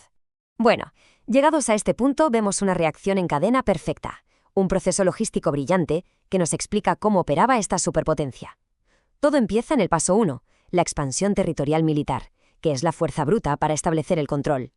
Este dominio armado lleva directamente al paso 2, apropiarse de las rutas comerciales más lucrativas, generando una prosperidad inaudita. Y finalmente llegamos al paso 3. Es exactamente esa riqueza económica descomunal, combinada con la eficiencia administrativa de los faraones, la que termina financiando la construcción de los proyectos faraónicos. Es una máquina perfecta, donde los botines de guerra y los impuestos del comercio exterior se convierten, casi por arte de magia, en los enormes bloques de piedra de sus monumentos. Como bien resume la frase, fue un periodo en el que se construyeron grandes monumentos, y cuando decimos grandes es que son maravillas verdaderamente colosales. Hablamos de los inmensos complejos de Karnak y Luxor, o los imponentes templos de Abu Simbel, que hoy, miles de años después, nos siguen dejando con la boca abierta. Pero claro, estas estructuras titánicas no aparecieron de la nada en el desierto por puro azar, ni porque un faraón se levantara caprichoso una mañana. Son el resultado tangible del apogeo. Se pagaron con el botín de las conquistas en Palestina, se sostuvieron con el comercio de Fenicia, y se planificaron milimétricamente por unos burócratas geniales. Cada obelisco que levantaron es la manifestación física, cincelada en piedra para desafiar al tiempo, de un dominio militar y económico absolutamente insuperable. Así que para cerrar, nos quedamos con esta gran pregunta: ¿cómo el comercio y la administración se acaban transformando en un legado de piedra? Es fascinante darnos cuenta de que las cosas más intangibles de una sociedad, como los cálculos de unos contables, los impuestos o las abstractas redes económicas internacionales, son justo las fuerzas que terminan levantando los monumentos físicos más espectaculares de nuestra historia. Nos deja una reflexión súper potente, y es que esas obras arquitectónicas que logran sobrevivir milenios están, sí o sí, sostenidas por el ingenio organizativo y la ambición humana. Ha sido un auténtico placer compartir esta inmersión histórica con todos vosotros. Nos escuchamos en el próximo segmento. Bienvenidos a esta nueva cápsula histórica. Hoy vamos a hacer un viaje en el tiempo fascinante. Y digo fascinante porque nos adentramos en uno de los capítulos más dramáticos de la antigüedad, la caída del Antiguo Egipto. Hablamos de ese periodo turbulento que va del año 1100 al 31 a.C. A ver, no estamos hablando de esa época dorada donde se construían las grandes pirámides, no. Hablamos del último milenio de un imperio que, literalmente, había dominado el mundo conocido. Pasar de ser los reyes indiscutibles a enfrentarse a un final ineludible, bueno, es una historia que atrapa desde el minuto 1. Y claro, aquí surge la gran pregunta. ¿Cómo es posible que una de las civilizaciones más inmensas de la historia se pase sus últimos 1000 años luchando casi a la desesperada por sobrevivir? Es una paradoja tremenda, ¿verdad? Pensad en ello. Es una cultura que asociamos con la eternidad, con monumentos hechos para reírse del paso del tiempo y dinastías que parecían intocables. Pero su acto final no fue para nada rápido, no fue un colapso de la noche a la mañana. Fue más bien una agonía larguísima, todo un milenio de resistencia titánica, frente a fuerzas externas que, francamente, eran abrumadoras. Mantengamos esta idea en la cabeza, porque es la clave de todo. Porque, trágicamente, el ocaso de este imperio se resume en eso, un milenio entero de invasiones extranjeras. Las fronteras, esas mismas que durante siglos fueron un muro impenetrable y mantuvieron al Valle del Nilo a salvo y aislado, empezaron a resquebrajarse bajo una presión insostenible. Es el pistoletazo de salida para una era de inestabilidad total. Imaginad la situación. Una tierra que estaba acostumbrada a dictar las normas a sus vecinos, de repente se ve acorralada, a la defensiva. Se convirtió, de la noche a la mañana, en el trofeo más jugoso para un montón de potencias emergentes que querían hacerse ricas y poderosas a costa de la vieja gloria egipcia. Si nos fijamos en la inmensidad de este declive temporal, podemos observar que es una auténtica barbaridad. Todo arranca allá por el año 1100 a.C., marcando el inicio de esta etapa oscura de asaltos continuos. Y si avanzamos en nuestra línea de tiempo, vemos cómo el panorama da un vuelco radical en el año 332 a.C. Ahí entra en escena Alejandro Magno. Finalmente, este recorrido, esta especie de caída a cámara lenta, termina definitivamente en el año 31 a.C. Es en ese preciso momento cuando el territorio pierde por completo su independencia y pasa a ser, una simple provincia romana. Una transformación geopolítica lenta, pero totalmente imparable. Y ojo, porque durante todo este primer milenio antes de Cristo, Egipto no sufrió un golpecito aislado, que va, fue invadido en oleadas, una tras otra, por distintos pueblos extranjeros. Primero aparecieron los nubios, subiendo con fuerza desde el sur, luego el golpe demoledor de los asirios, seguidos de los babilonios atacando desde el este. Y por si fuera poco, la arrolladora maquinaria de guerra de los persas. Cada uno de estos imperios conquistadores no fue un simple contratiempo. Estamos hablando de generaciones enteras sumidas en conflictos, obligadas a adaptarse por la fuerza. Un desgaste cultural y político enorme para el pueblo del Nilo. Claro, con semejante nivel de acoso constante, el control interno saltó por los aires. Los faraones nativos perdieron ese poder absoluto, esa autoridad incuestionable que habían tenido históricamente. Aquella imagen del faraón intocable, casi como un dios caminando por la tierra, se convirtió en un eco lejano del pasado. En su lugar, lo que vemos son soberanos locales que a duras penas conseguían aferrarse al trono, y siempre durante periodos súper breves, totalmente intermitentes. El imperio literalmente se estaba cayendo a pedazos desde dentro por culpa de la presión desde fuera. Apenas lograban un respiro antes de que llegara el siguiente invasor. Pero después de siglos de este ir y venir de dominadores, el tablero geopolítico dio un giro espectacular. Hablamos de la llegada de Alejandro Magno. Y cuidado, porque no fue un conquistador más en esa lista interminable que acabamos de repasar. Fue una auténtica fuerza de la naturaleza que cambió para siempre el ADN cultural del territorio.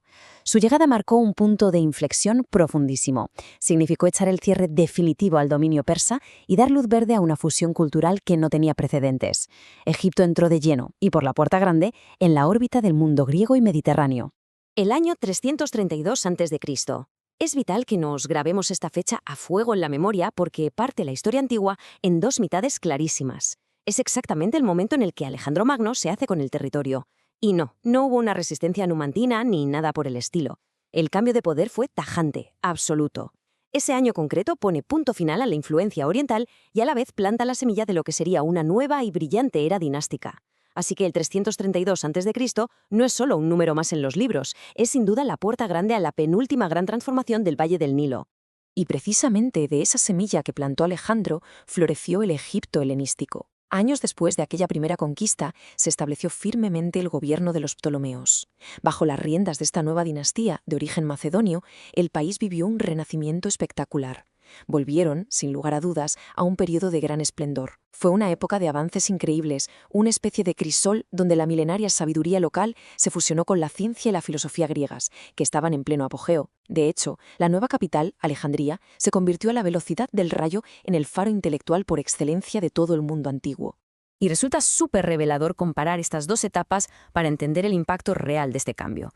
Fijaos, por un lado teníamos el caos absoluto del primer milenio, con esos faraones nativos asfixiados gobernando a duras penas entre invasión e invasión. Era un escenario de pura supervivencia, de apagar fuegos constantemente.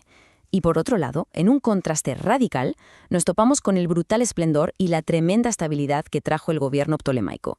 Es irónico, incluso fascinante, pensar que el orden, el boom económico y esa grandeza arquitectónica y intelectual volvieron a Egipto, pero no de la mano de sus antiguos linajes, sino gracias a una dinastía extranjera que supo adaptarse y resucitar a toda una nación. Pero bueno, como ocurre en las grandes epopeyas de la historia, hasta los renacimientos más espectaculares tienen fecha de caducidad. Y aquí es donde nuestro recorrido se va acercando a su clímax, el fin de una era. Llegamos al momento en el que se materializa la trágica conclusión de ese Egipto independiente. Toda esa inmensa riqueza acumulada por los Ptolomeos, todo ese deslumbrante brillo cultural helenístico, todo estaba a punto de chocar de frente contra la pisonadora de un imperio nuevo, hambriento de poder, que se expandía sin piedad desde Italia. Las piezas, tristemente, ya estaban colocadas para el dramático acto final. La secuencia de eventos que sella para siempre el destino del país ocurre casi a un ritmo vertiginoso. Todo arranca con el reinado de Cleopatra, la última reina de Egipto, una mente brillantísima, astuta como pocas, que hizo absolutamente de todo para mantener la independencia de su reino tejiendo alianzas políticas súper complejas con los líderes de Roma. Pero, a pesar de sus esfuerzos titánicos, todo desemboca en una derrota militar catastrófica. A esto le sigue, como muchos sabréis, su trágico y legendario suicidio. Y como consecuencia inevitable de esta caída, ese territorio que un día fue el centro del mundo es absorbido por completo. Pasa a ser, de forma oficial, una simple provincia romana más. Fin de la milenaria independencia. Al cerrar esta inmersión histórica, al mirar hacia atrás y contemplar este alucinante viaje desde el año 1100 hasta el 31 a.C., nos queda flotando en el aire una reflexión muy potente. ¿Cómo es posible que una civilización de semejante esplendor legendario, que construyó auténticas maravillas y que deslumbró al planeta entero, termine convertida al final en una provincia más de Roma? Es un recordatorio fascinante y, la verdad, un poco melancólico sobre lo efímero que es el poder absoluto. Nos enseña que ningún imperio, por muy majestuoso y arraigado que esté en la memoria, es inmune al paso de los siglos, a sus propias fracturas internas o a los cambios implacables del tablero mundial. Ahí os dejo esa reflexión. Saludos a toda la audiencia que nos sintoniza en este espacio educativo. Hoy nuestra mente viaja miles de años hacia el pasado, directo a las arenas del desierto y las imponentes orillas del río Nilo, para adentrarnos en una de las civilizaciones más monumentales de todos los tiempos. Así es, vamos a desentrañar la fascinante organización del Imperio Egipcio. Y bueno, para entender de verdad cómo funcionaba esta sociedad tan gigantesca, tenemos que olvidarnos un poco de cómo vemos el gobierno hoy en día, porque créanme, la autoridad aquí no nacía de un acuerdo entre ciudadanos ni de leyes escritas por simples mortales, para nada. La raíz de este imperio tenía un origen que, literalmente, trascendía lo humano. Número 1. El orden divino. Bien, entremos de lleno en esto, comenzando por la mismísima cima de toda esta estructura.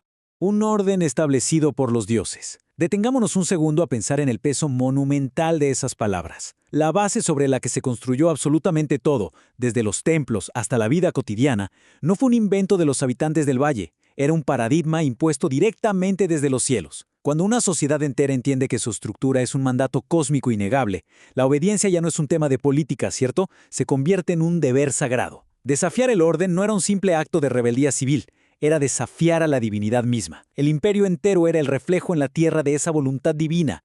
Número 2. El faraón supremo. Ahora, bajemos un poco de ese reino de los dioses a la tierra material, para conocer a la verdadera cabeza del sistema. Y esto ilustra de manera brillante cómo funcionaba ese poder en la práctica. Tenemos 4 pilares: el político, el social, el económico y el militar. En el mundo moderno estamos súper acostumbrados a dividir el poder, a tener distintos líderes para distintas cosas. Pero para el faraón, olvídense de esas divisiones. Él era la cabeza absoluta de todos y cada uno de estos ámbitos. Era el máximo líder político dictando el rumbo del Estado, la autoridad social que definía el lugar de cada persona, el gran motor económico controlando cada recurso, y sí, también el comandante militar supremo. Todo el peso de la civilización, los 4 pilares fundamentales, recaían sobre los hombros de un solo ser humano. Número 3. Control total y absoluto. Esta inmensa concentración de poder nos lleva a una realidad bastante dura y terrenal para quienes habitaban el imperio. Todo le pertenecía, y hay que decirlo con mucha fuerza porque este sistema no era simbólico o de adorno. El faraón no era una figura que delegaba el poder real a otros, para nada.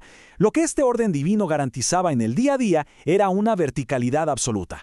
Hablamos de un dominio palpable sobre cada milímetro del imperio. Y aquí viene la parte más abrumadora. No estamos hablando solo de autoridad administrativa, estamos hablando de propiedad pura y dura. El concepto de propiedad privada, tal como lo concebimos hoy, palidece ante la realidad de que absolutamente todo en el entorno era literalmente una posesión personal del soberano. Avancemos para ver cómo se desarrolla esto en los detalles. Las tierras, los hombres, las riquezas. Cada grano de arena, cada parcela irrigada por el Nilo, formaba parte de su patrimonio. Todas las riquezas, el oro, las inmensas cosechas, fluían hacia una sola reserva centralizada. Pero definitivamente lo que más nos vuela a la cabeza esta estructura es la inclusión de los hombres. Así es, la población entera, el intelecto, la fuerza de trabajo y el destino de cada persona eran contabilizados como parte de los recursos del faraón, subordinados por completo a un solo dueño. Al contemplar toda la majestuosidad de este imperio, resulta imposible no plantearse esta profunda interrogante. ¿Qué significa vivir en un sistema donde hasta la humanidad misma es propiedad de uno solo? Todo el legado político y monumental del que hemos hablado hoy se construyó bajo esa premisa de pertenencia absoluta. Para quienes nos sintonizan y buscan comprender realmente la historia, dejamos esta reflexión en el aire.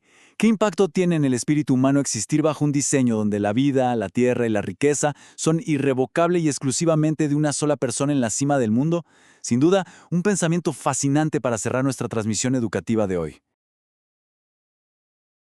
Hola a todos y bienvenidos a un nuevo segmento educativo. Hoy vamos a hacer un viaje histórico fascinante para meternos de lleno en las entrañas de uno de los imperios más deslumbrantes que haya pisado la faz de la Tierra.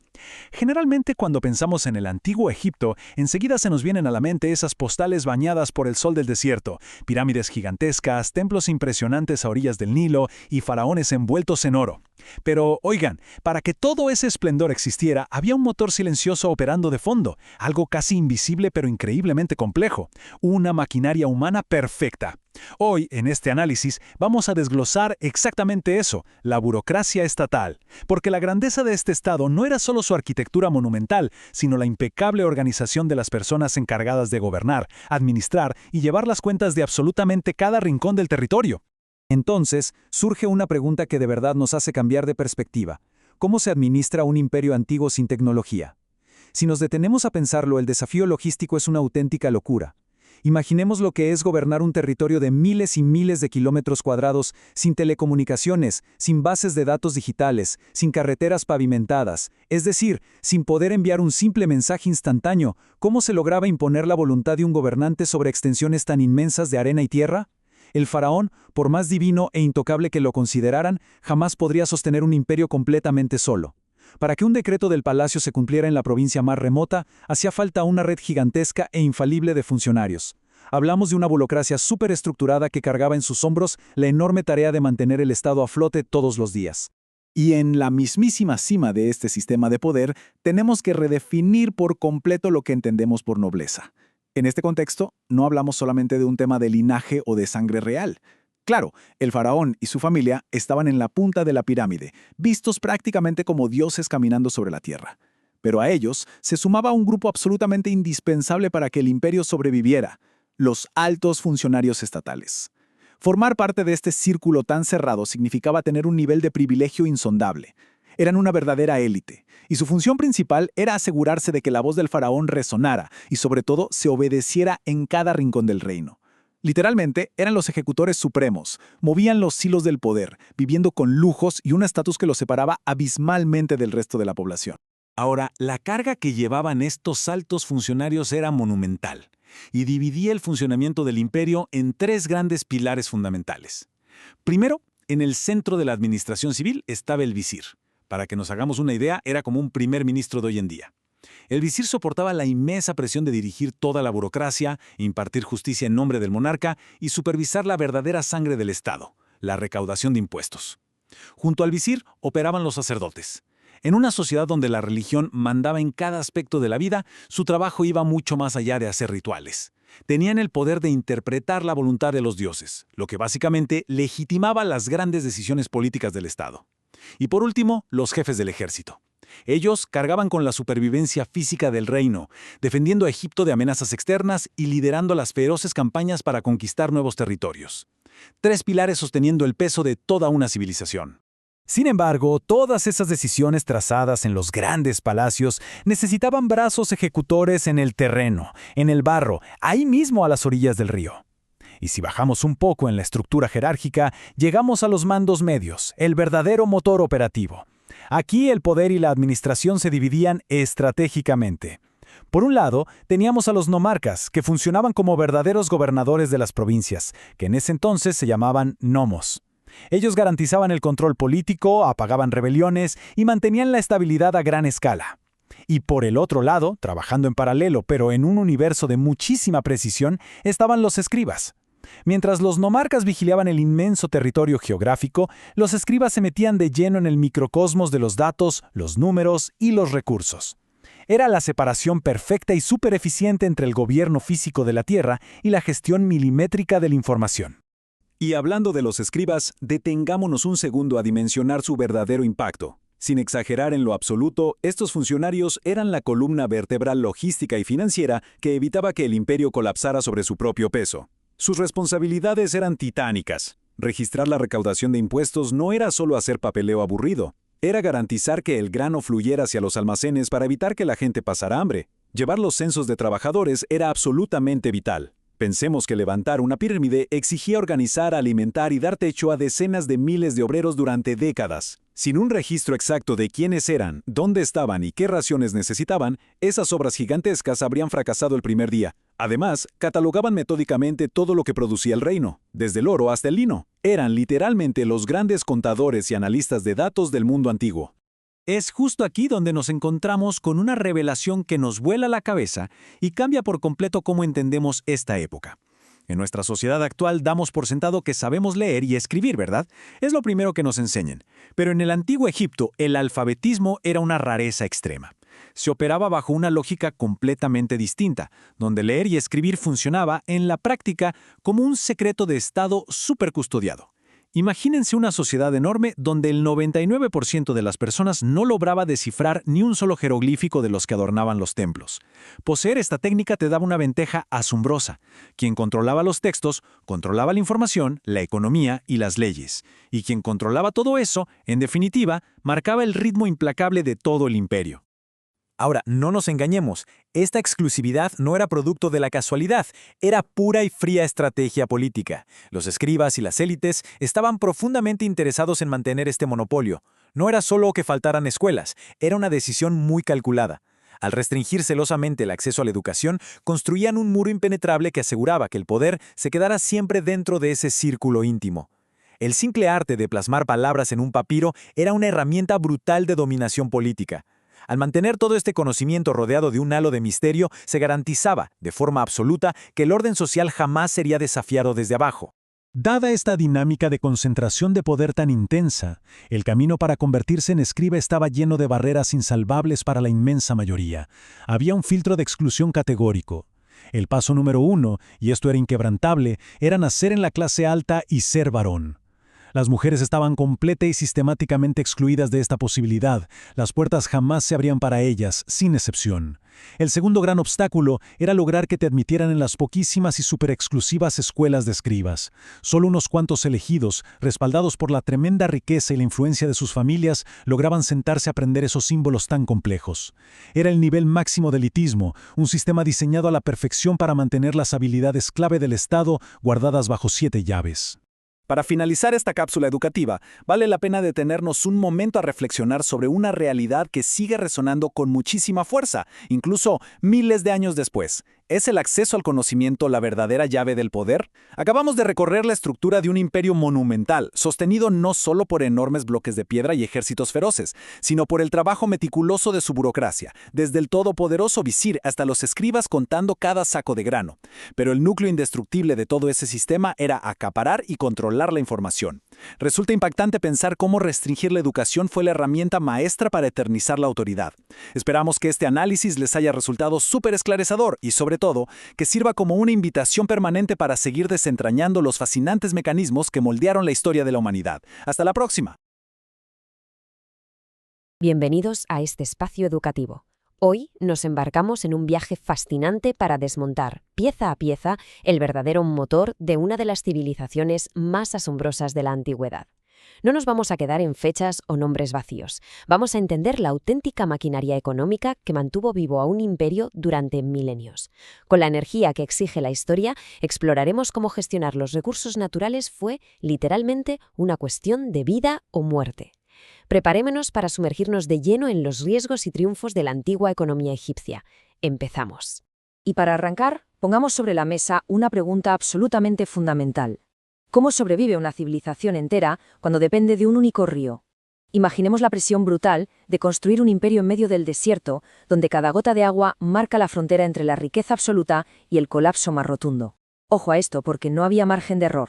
Esta dependencia de la naturaleza los hacía extremadamente vulnerables, claro, pero paradójicamente fue justo esa vulnerabilidad la que les obligó a crear una máquina económica asombrosamente eficiente. Sección 1. El Nilo y la agricultura, el motor del imperio. Y es que todo, absolutamente todo el latido económico, empezaba y terminaba aquí.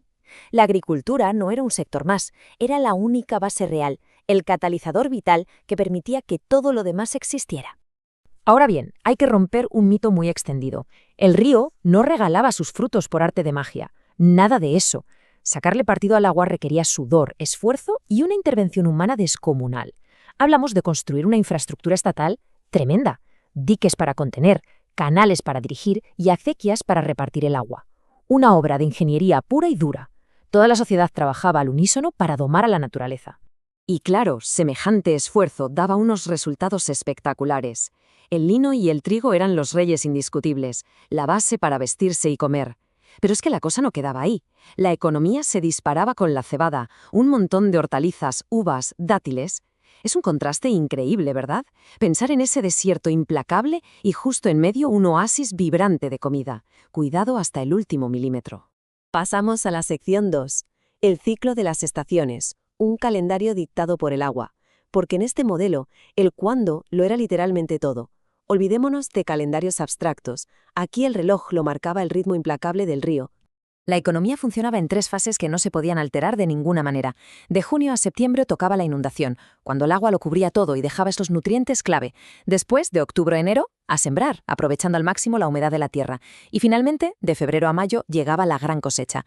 Cualquier movimiento comercial o administrativo tenía que bailar al son de esta coreografía del agua, ni antes ni después. El río mandaba. Y aquí viene el peligro real de este sistema. Si un año la inundación se quedaba corta o simplemente no llegaba, todo el territorio miraba de frente al fantasma del hambre. No hablamos de una crisis económica normal, hablábamos de hambruna pura y dura. Un simple capricho de la naturaleza podía tirar abajo todo el imperio de la noche a la mañana. Sección 3. La administración del Estado, el control de la supervivencia. Justo por ese riesgo constante, el gobierno tuvo que tomar las riendas para sobrevivir a esta montaña rusa ambiental.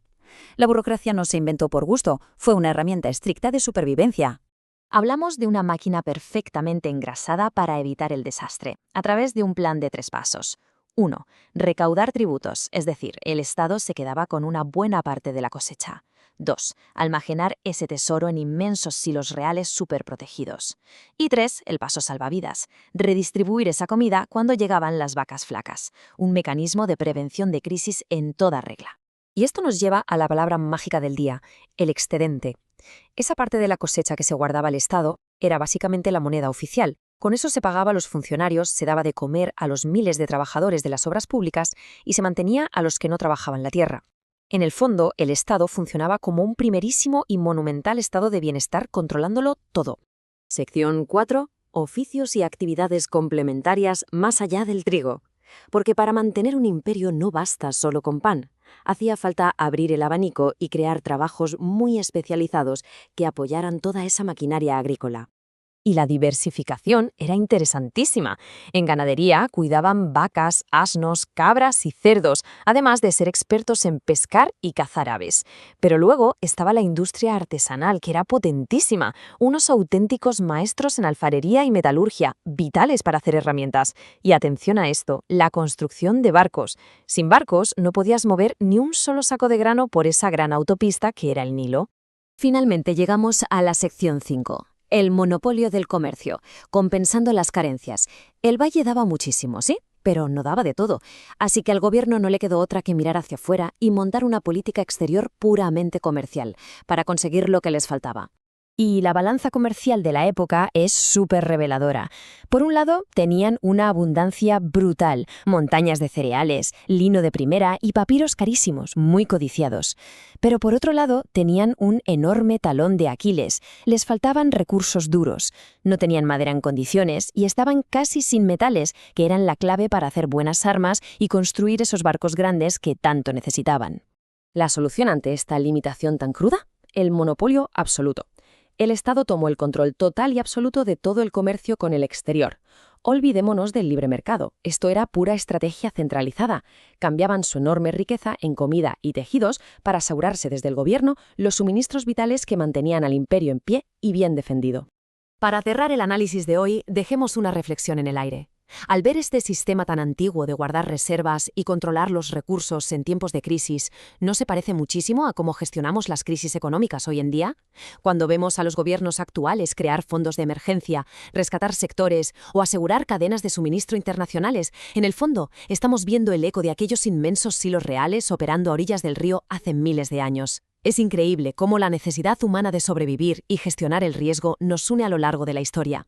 Ha sido un auténtico placer compartir esta explicación. Mantengamos siempre despierta esa curiosidad por descubrir cómo nuestro pasado explica nuestro presente. Hasta la próxima. Saludos a toda la audiencia que nos sintoniza y gracias por acompañarnos en este espacio educativo.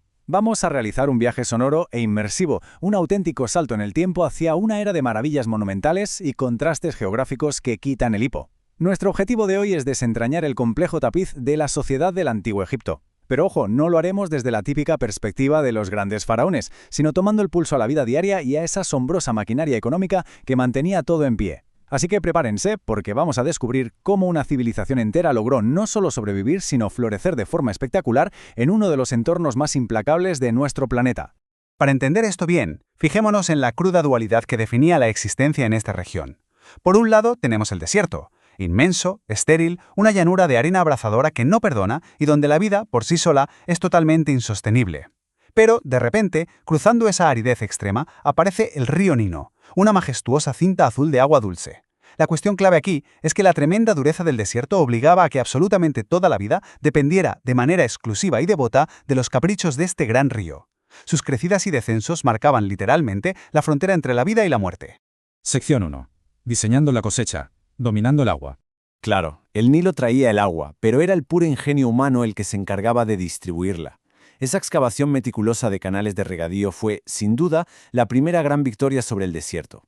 Imaginemos por un momento a miles de personas trabajando bajo un sol de justicia, abriendo a pico y pala verdaderas arterias en la tierra seca. Estos canales permitían que el agua vital fluyera mucho más allá de las orillas del río. Al hacer esto, no solo estaban mojando la tierra, estaban construyendo los cimientos físicos de toda su riqueza futura. Sin esta red de canales, la civilización entera se habría marchitado en la orilla. Y claro, surge un problema práctico. ¿Cómo elevar esa agua a los terrenos que están más altos? Pues con una tecnología cotidiana que es brillante. El shaduf, o máquina para subir agua. Es fascinante en su simplicidad. Pensemos en un poste largo equilibrado sobre un eje, con un contrapeso de barro o piedra en un extremo y un cubo en el otro. El nivel del agua baja, pero los cultivos están en una terraza superior. Pues bien, a base de un ritmo constante y agotador operando el shaduf, se podían elevar muchísimos litros de agua, desafiando a la gravedad para mantener vivos los cultivos bajo un calor asfixiante. Una auténtica maravilla de la ingeniería diaria. El resultado de combinar esa red de canales con el trabajo incesante del shaduf es un auténtico milagro visual. Los campos de cultivo. Lo que antes era polvo y arena se convertía en inmensas extensiones de un verde esmeralda deslumbrante. De ahí salía trigo, cebada, lino, verduras, y no nos equivoquemos, no eran simples huertos familiares, eran el motor energético del antiguo Egipto. La inmensa cantidad de comida que salía de estos campos era el combustible que alimentaba a los ejércitos, a los artesanos y, por supuesto, a los constructores de pirámides. Absolutamente toda la gloria de Egipto brotaba del barro húmedo de esos campos. Sección 2. La vida en la aldea. La estructura social del día a día. Y si nos fijamos en dónde vivía la gente, vemos claramente cómo la arquitectura es un espejo de su estricta jerarquía social. En la base, la vivienda campesina. Estructuras de adobe, pequeñas y lujos, pensadas básicamente para caer rendido tras una jornada interminable al sol. Subimos un escalón y encontramos las viviendas de los artesanos, agrupadas en barrios específicos y conectadas a sus talleres, donde tallaban piedra o tejían el lino. Y ya en la cima, la vivienda de la nobleza, auténticas mansiones con jardines cerrados, estanques y columnas decoradas. Todo ello financiado, como no, por los excedentes agrícolas y el sudor de los artesanos. La desigualdad estaba literalmente esculpida en el paisaje. Pero, a pesar de estas diferencias, todas las clases sociales acababan cruzándose en un mismo ecosistema vital, la aldea. La aldea no era un simple grupo de casas, era un auténtico hervidero, el corazón palpitante de la economía local. Imaginemos el ambiente. Campesinos trayendo el grano recién cosechado, artesanos ofreciendo sus herramientas de cobre o sus vasijas. Era un punto de encuentro diario y obligatorio. Ahí el grano se transformaba en pan y en cerveza, que por cierto la cerveza se usaba a menudo como moneda de pago, como un salario. Era exactamente en estas aldeas donde se tejía la red que mantenía unida a toda la comunidad. Sección 3. Navegación y comercio. El flujo de la riqueza. Si hablamos de logística, la del Antiguo Egipto era una coreografía absolutamente perfecta, impulsada por las corrientes del río y los vientos. Sigamos el viaje de los productos paso a paso. Todo arranca en el barco, cargado hasta arriba de grano, fardos de papiro o inmensos bloques de piedra, deslizándose aguas abajo. Luego la llegada al puerto, un auténtico caos organizado, estibadores sudando la gota gorda descargando, escribas anotando hasta el último saco en sus papiros e inspectores cobrando los impuestos del Estado. Y finalmente, el último paso, el mercado, donde la mercancía por fin llegaba a manos de la gente. Ese mercado era, literalmente, un festín para los sentidos. Pensemos en el ruido ensordecedor de los regateos, el olor intenso a pescado seco y a especias, el brillo de las herramientas de cobre al sol. Como no usaban monedas, tal y como las conocemos hoy, la economía tomaba una forma muy humana a través del trueque. Un agricultor podía perfectamente cambiar 2 sacos de cebada por unas sandalias de cuero resistentes. El mercado era el gran destino secular, el lugar exacto donde toda esa riqueza creada en la tierra húmeda del Nilo se transformaba en cosas tangibles para mejorar la vida diaria. Sección 4. Poder, religión y eternidad, invirtiendo en el más allá. Cambiando un poco el tono, hay que decir que el templo egipcio se suele entender bastante mal. No era, ni mucho menos, un simple lugar para la oración silenciosa y el recogimiento. Era un motor económico colosal. Los templos poseían extensiones de tierra gigantescas, rebaños inmensos y hasta sus propias flotas de barcos. Actuaban, en la práctica, como un banco central y una reserva del Estado. Recolectaban enormes cantidades de excedentes como impuestos y ofrendas. Desde allí, los sacerdotes redistribuían todo para pagar a los trabajadores y financiar expediciones.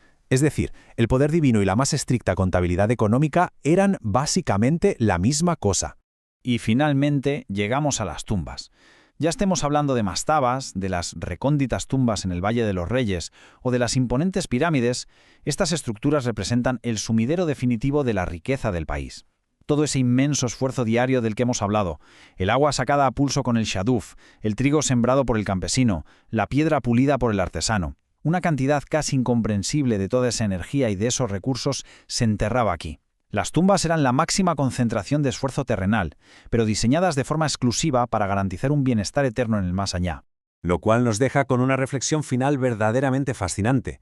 Hemos visto cómo, gracias al Nilo y a pesar del desierto, los egipcios lograron levantar un sistema económico complejo, vibrante y tremendamente eficiente. Pero, ¿qué nos dice de una sociedad el hecho de que su sudor diario, su avanzada ingeniería y su enorme riqueza no se invirtieran tanto en disfrutar del presente, sino en conquistar la muerte? Es un testimonio asombroso de cuáles eran sus verdaderas prioridades. Muchísimas gracias por acompañarnos en este recorrido educativo. Esperamos que les haya aportado una visión mucho más viva de lo que era el Antiguo Egipto. Hasta nuestro próximo viaje. Saludos y bienvenidos a una nueva exploración histórica. Hoy nos sumergimos de lleno en el riguroso tejido de una de las civilizaciones más fascinantes que ha pisado la faz de la Tierra, el Antiguo Egipto. A ver, cuando pensamos en esta cultura milenaria, es facilísimo evocar pirámides majestuosas y esfinges imponentes, ¿verdad? Pero resulta que detrás de esas colosales construcciones de piedra latía una arquitectura todavía más formidable, su arquitectura humana. Estamos hablando de un orden absolutamente estricto, inamovible, que definió las dinámicas de poder de toda una era y garantizó la supervivencia de un imperio a lo largo de los milenios. Es el momento perfecto para comprender exactamente cómo se organizaba esta población, desentrañando esas marcadas divisiones, los estamentos impenetrables y las reglas no escritas que sostenían todo este monumental sistema. Vale, alendrémonos en esto. Para comprender verdaderamente cómo funcionaba esta civilización, resulta imperativo establecer primero el concepto fundamental que dictaba el ritmo de la vida diaria, la jerarquía. No era ni por asomo una simple agrupación casual de personas. Hablamos de un sistema profundamente arraigado, donde el poder marcaba la posición exacta de cada individuo desde el mismísimo instante de su nacimiento. Y ojo, porque la clave aquí es el porqué. Esta clasificación implacable no se veía como una mera opresión política, que era un mandato divino. Se fundamentaba en ese concepto sagrado del Ma'at, que representaba la verdad, el equilibrio y el orden cósmico. Alterar esa estructura jerárquica era literalmente invocar al caos. Por eso todo el sistema estaba diseñado milimétricamente para asegurar que la autoridad absoluta residiera en la cima, garantizando así que el universo siguiera su curso en perfecta armonía. Partiendo de esa tremenda creencia cósmica, se establece un hecho histórico ineludible. La sociedad egipcia estaba organizada ni más ni menos como una inmensa y rígida pirámide humana. Es la premisa central sobre la que se levanta todo el modelo de su civilización. Y lo fascinante, y a la vez sobrecogedor de este modelo, es su absoluta inflexibilidad.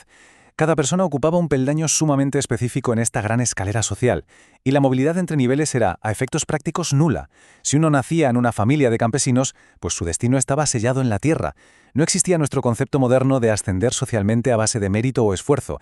Esta jerarquía funcionaba como un auténtico armazón de titanio que lo estructuraba absolutamente todo a orillas del Nilo, dejando clarísimo desde el primer respiro quién ostentaba el derecho inalienable a gobernar y quién tenía que acatar irremediablemente sus designios. Y esto ilustra de manera brillante la naturaleza exacta de esa división. El poder descendía de forma vertical, contundente y absoluta, desde el vértice hasta la mismísima base. En la cúspide, coronando el sistema con un brillo casi cegador, tenemos una figura única e indivisible, el faraón. Justo por debajo operaba un grupo sumamente selecto, muy exclusivo, compuesto por la nobleza y los altos sacerdotes, que eran básicamente los engranajes esenciales de la administración. Y finalmente, sosteniendo sobre sus hombros todo el inmenso peso del imperio, encontramos a los sectores populares. Son tres grandes estratos inconfundibles, perfectamente delimitados, que encapsularon la vida de millones de personas a lo largo de la historia de la civilización. Una estructura concebida para resistir el embate de los siglos, sin zonas grises ni ambigüedades sobre el lugar que cada individuo ocupaba en el mundo. Detengámonos un momento en el punto más alto, en ese vértice incandescente de la pirámide. En la cúspide misma de este intrincadísimo sistema social reinaba el faraón. Pero al analizar esta posición de poder absoluto, es crucial entender que no era simplemente un rey supremo en el terreno político. Había un aura de divinidad innegable. El faraón era considerado un dios viviente sobre la tierra, la encarnación terrenal del mismísimo dios Alconórus. Y claro, esta condición divina es la que le otorgaba una autoridad que nadie, absolutamente nadie, podía discutir. Desafiar al faraón era como desafiar a los propios dioses. Estar ahí arriba significaba que todas las leyes, las expediciones militares, la construcción de monumentos y todo el peso del destino de Egipto emanaban directa y exclusivamente de su voluntad soberana. Se abría así un abismo insalvable entre su existencia semidivina y la de cualquier otro mortal. Desplazando el enfoque a un nivel hacia abajo, topamos con un estrato poderosísimo, el verdadero brazo ejecutor del imperio. Justo por debajo del faraón se situaba esta élite conformada por la nobleza y los sacerdotes. Ambos grupos operaban en una esfera de inmenso privilegio y a efectos prácticos llevaban las riendas del país. Por una parte, los nobles actuaban como visires y administradores de las provincias, se encargaban de impartir justicia, organizar las grandes obras públicas y asegurar el vital cobro de tributos que financiaba el esplendor del Estado. Por otra parte, los sacerdotes no solo mediaban entre el pueblo y las deidades, sino que controlaban los inmensos complejos de los templos, acumulando riquezas y unas extensiones de tierra fértil verdaderamente impresionantes. Juntos, nobles y sacerdotes formaban una capa impenetrable de autoridad burocrática y espiritual que traducía la voluntad divina de la cúspide en acciones concretas.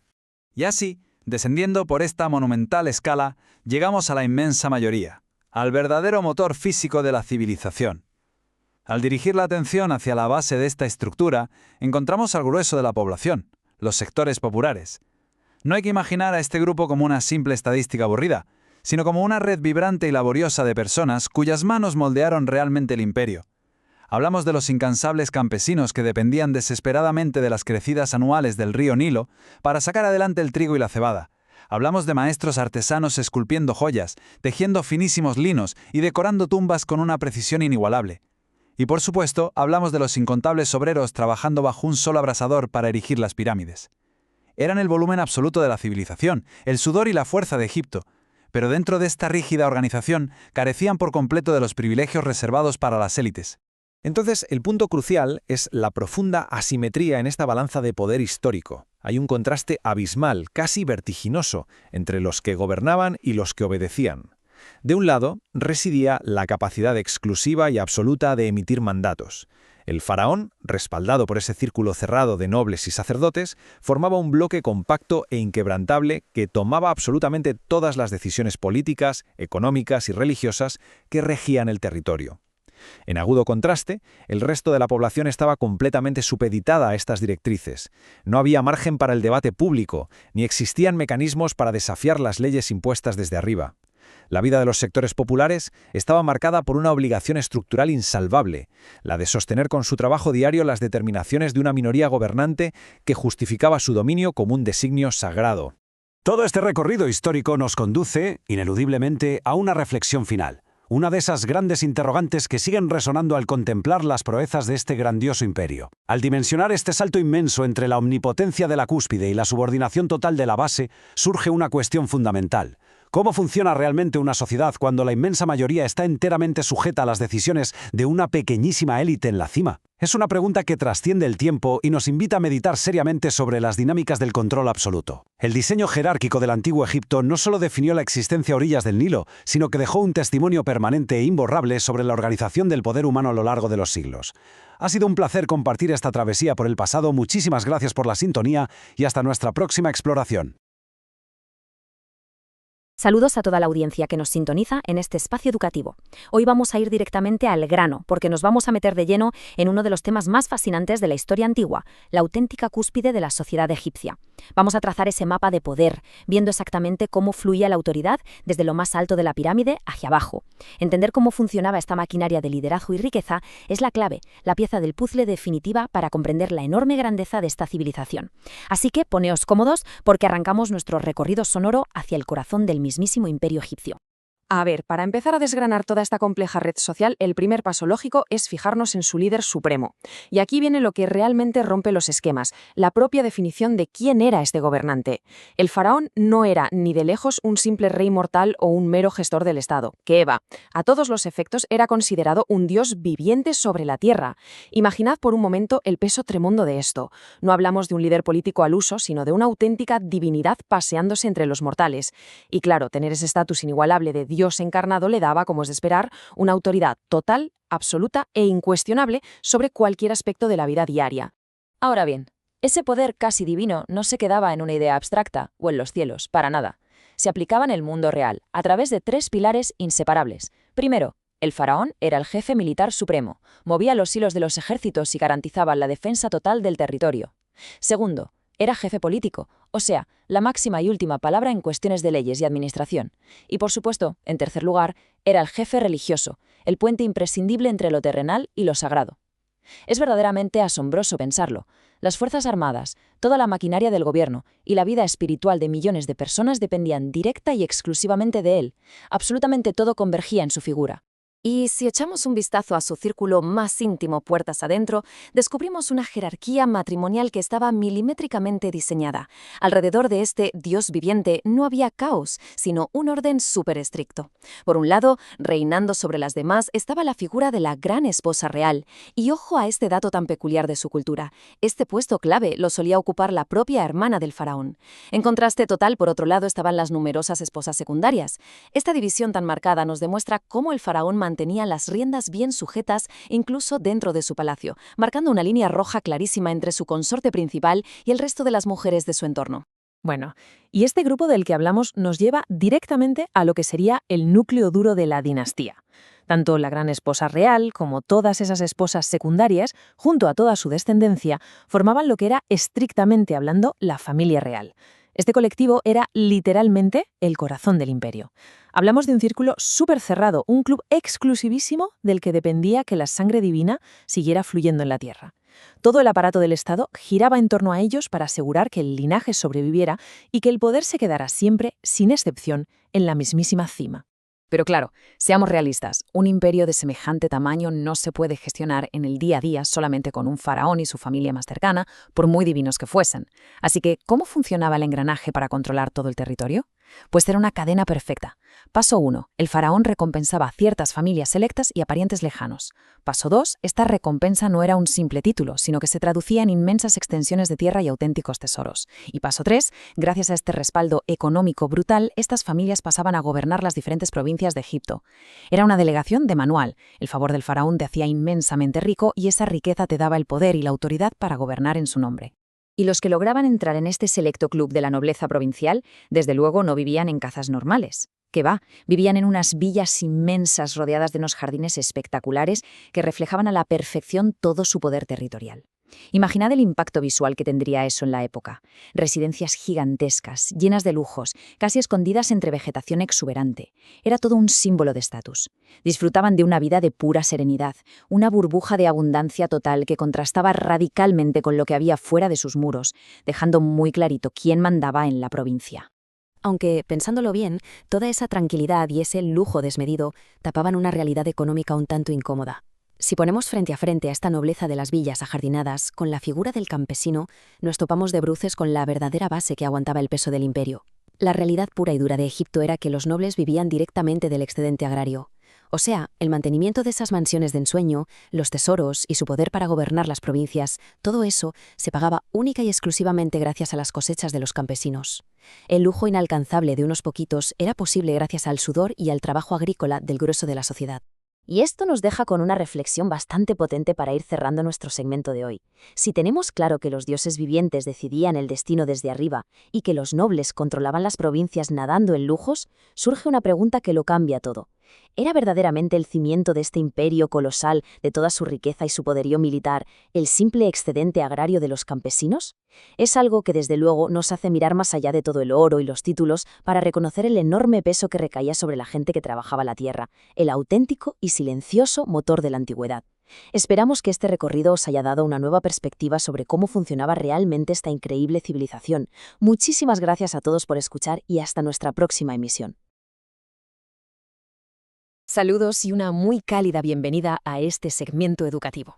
Hoy dejamos atrás las típicas postales de las pirámides de piedra para adentrarnos en una estructura muchísimo más compleja y, francamente, fascinante, la pirámide social del antiguo Egipto. Hablamos del motor invisible que logró mantener en pie un imperio durante milenios. Desde la élite espiritual hasta la base más humilde y olvidada, cada estrato jugaba un papel absolutamente indispensable. Así que iniciamos este viaje sonoro hacia el corazón de un orden divino e increíblemente rígido. Vamos allá. Para entender esta inmensa jerarquía, nuestro análisis seguirá una hoja de ruta muy clara. Empezaremos en la poderosa cúspide con los guardianes del culto, bajaremos a la fuerza del campo, pasaremos por los creadores y viajeros y finalmente tocaremos fondo en la servidumbre y la esclavitud. Comenzamos nuestro recorrido en lo más alto de la pirámide. El primer escalón, los guardianes del culto. La influencia de los sacerdotes era, sin exagerar, colosal. No estamos hablando de simples devotos u observadores, ¿qué va? Eran los controladores absolutos de la vida religiosa. Imaginemos la inmensa cantidad de gente que trabajaba a diario única y exclusivamente para ellos, manteniendo el esplendor de los recintos sagrados. Su labor era el auténtico latido espiritual de la nación. Se dividía entre los misteriosos ritos diarios, allá en la penumbra del interior del templo, y la orquestación de las grandiosas festividades religiosas que marcaban el ritmo vital de todo Egipto. Eran, en definitiva, el puente directo entre la humanidad y los dioses, administrando la fe y manejando unos recursos materiales verdaderamente inmensos. Pero claro, toda civilización necesita un motor para funcionar. Descendemos ahora de esos opulentos templos hacia los sectores populares, la fuerza del campo. Y aquí es donde vemos la cruda realidad de esta sociedad, una desigualdad brutal. Por un lado tenemos a los sacerdotes recibiendo una parte sustancial de la cosecha. Una vez que el grano cruzaba las puertas del templo, casi por arte de magia, se transmutaba en bienes divinos. Y por el otro lado, los campesinos, los que literalmente se rompían la espalda rompiendo la dura tierra bajo un sol abrasador para producir esa misma cosecha. Y lo peor es que gran parte de ese inmenso esfuerzo físico se iba en el pago de tributos. Es una dinámica implacable. El sudor material de unos pocos financiaba la absoluta opulencia de la élite y del mismísimo faraón. Y la magnitud de esto es asombrosa, porque los campesinos no eran una minoría, conformaban el sector más amplio y masivo de toda la sociedad egipcia. A pesar de ser la base que sostenía absolutamente todo, vivían de forma muy modesta en pequeñas aldeas a orillas del Nilo. Resulta sobrecogedor pensar en la carga que soportaban. Con su trabajo de sol a sol, no solo tenían que alimentar a sus propias familias, sino que cargaban con el colosal peso de pagar tributos al faraón, a los nobles y, por supuesto, a los sacerdotes. Literalmente, toda la magnificencia de los templos se sostenía sobre sus desgastadas espaldas. Avanzamos ahora hacia un estrato intermedio mucho más dinámico. Hablamos de los artesanos y comerciantes, los auténticos creadores y viajeros del imperio. Casi podemos escuchar el bullicio de un mercado antiguo o el golpeteo de las herramientas en un taller junto al río. Este sector popular daba vida y conectaba a la civilización. Por un lado, los artesanos. Ellos esculpían esas estatuas imponentes, moldeaban la cerámica y creaban el famosísimo y vital papiro donde la historia quedaría registrada para siempre. También tejían el fino lino y dominaban la fundición del metal. Y por otro lado, los comerciantes, aventureros audaces que se lanzaban a rutas desconocidas para adquirir maderas preciosas, minerales raros y perfumes exóticos de tierras lejanas. Juntos, transformaban la materia prima local y extranjera en ese esplendor material indiscutible que hoy asociamos, sin dudarlo, con el antiguo Egipto.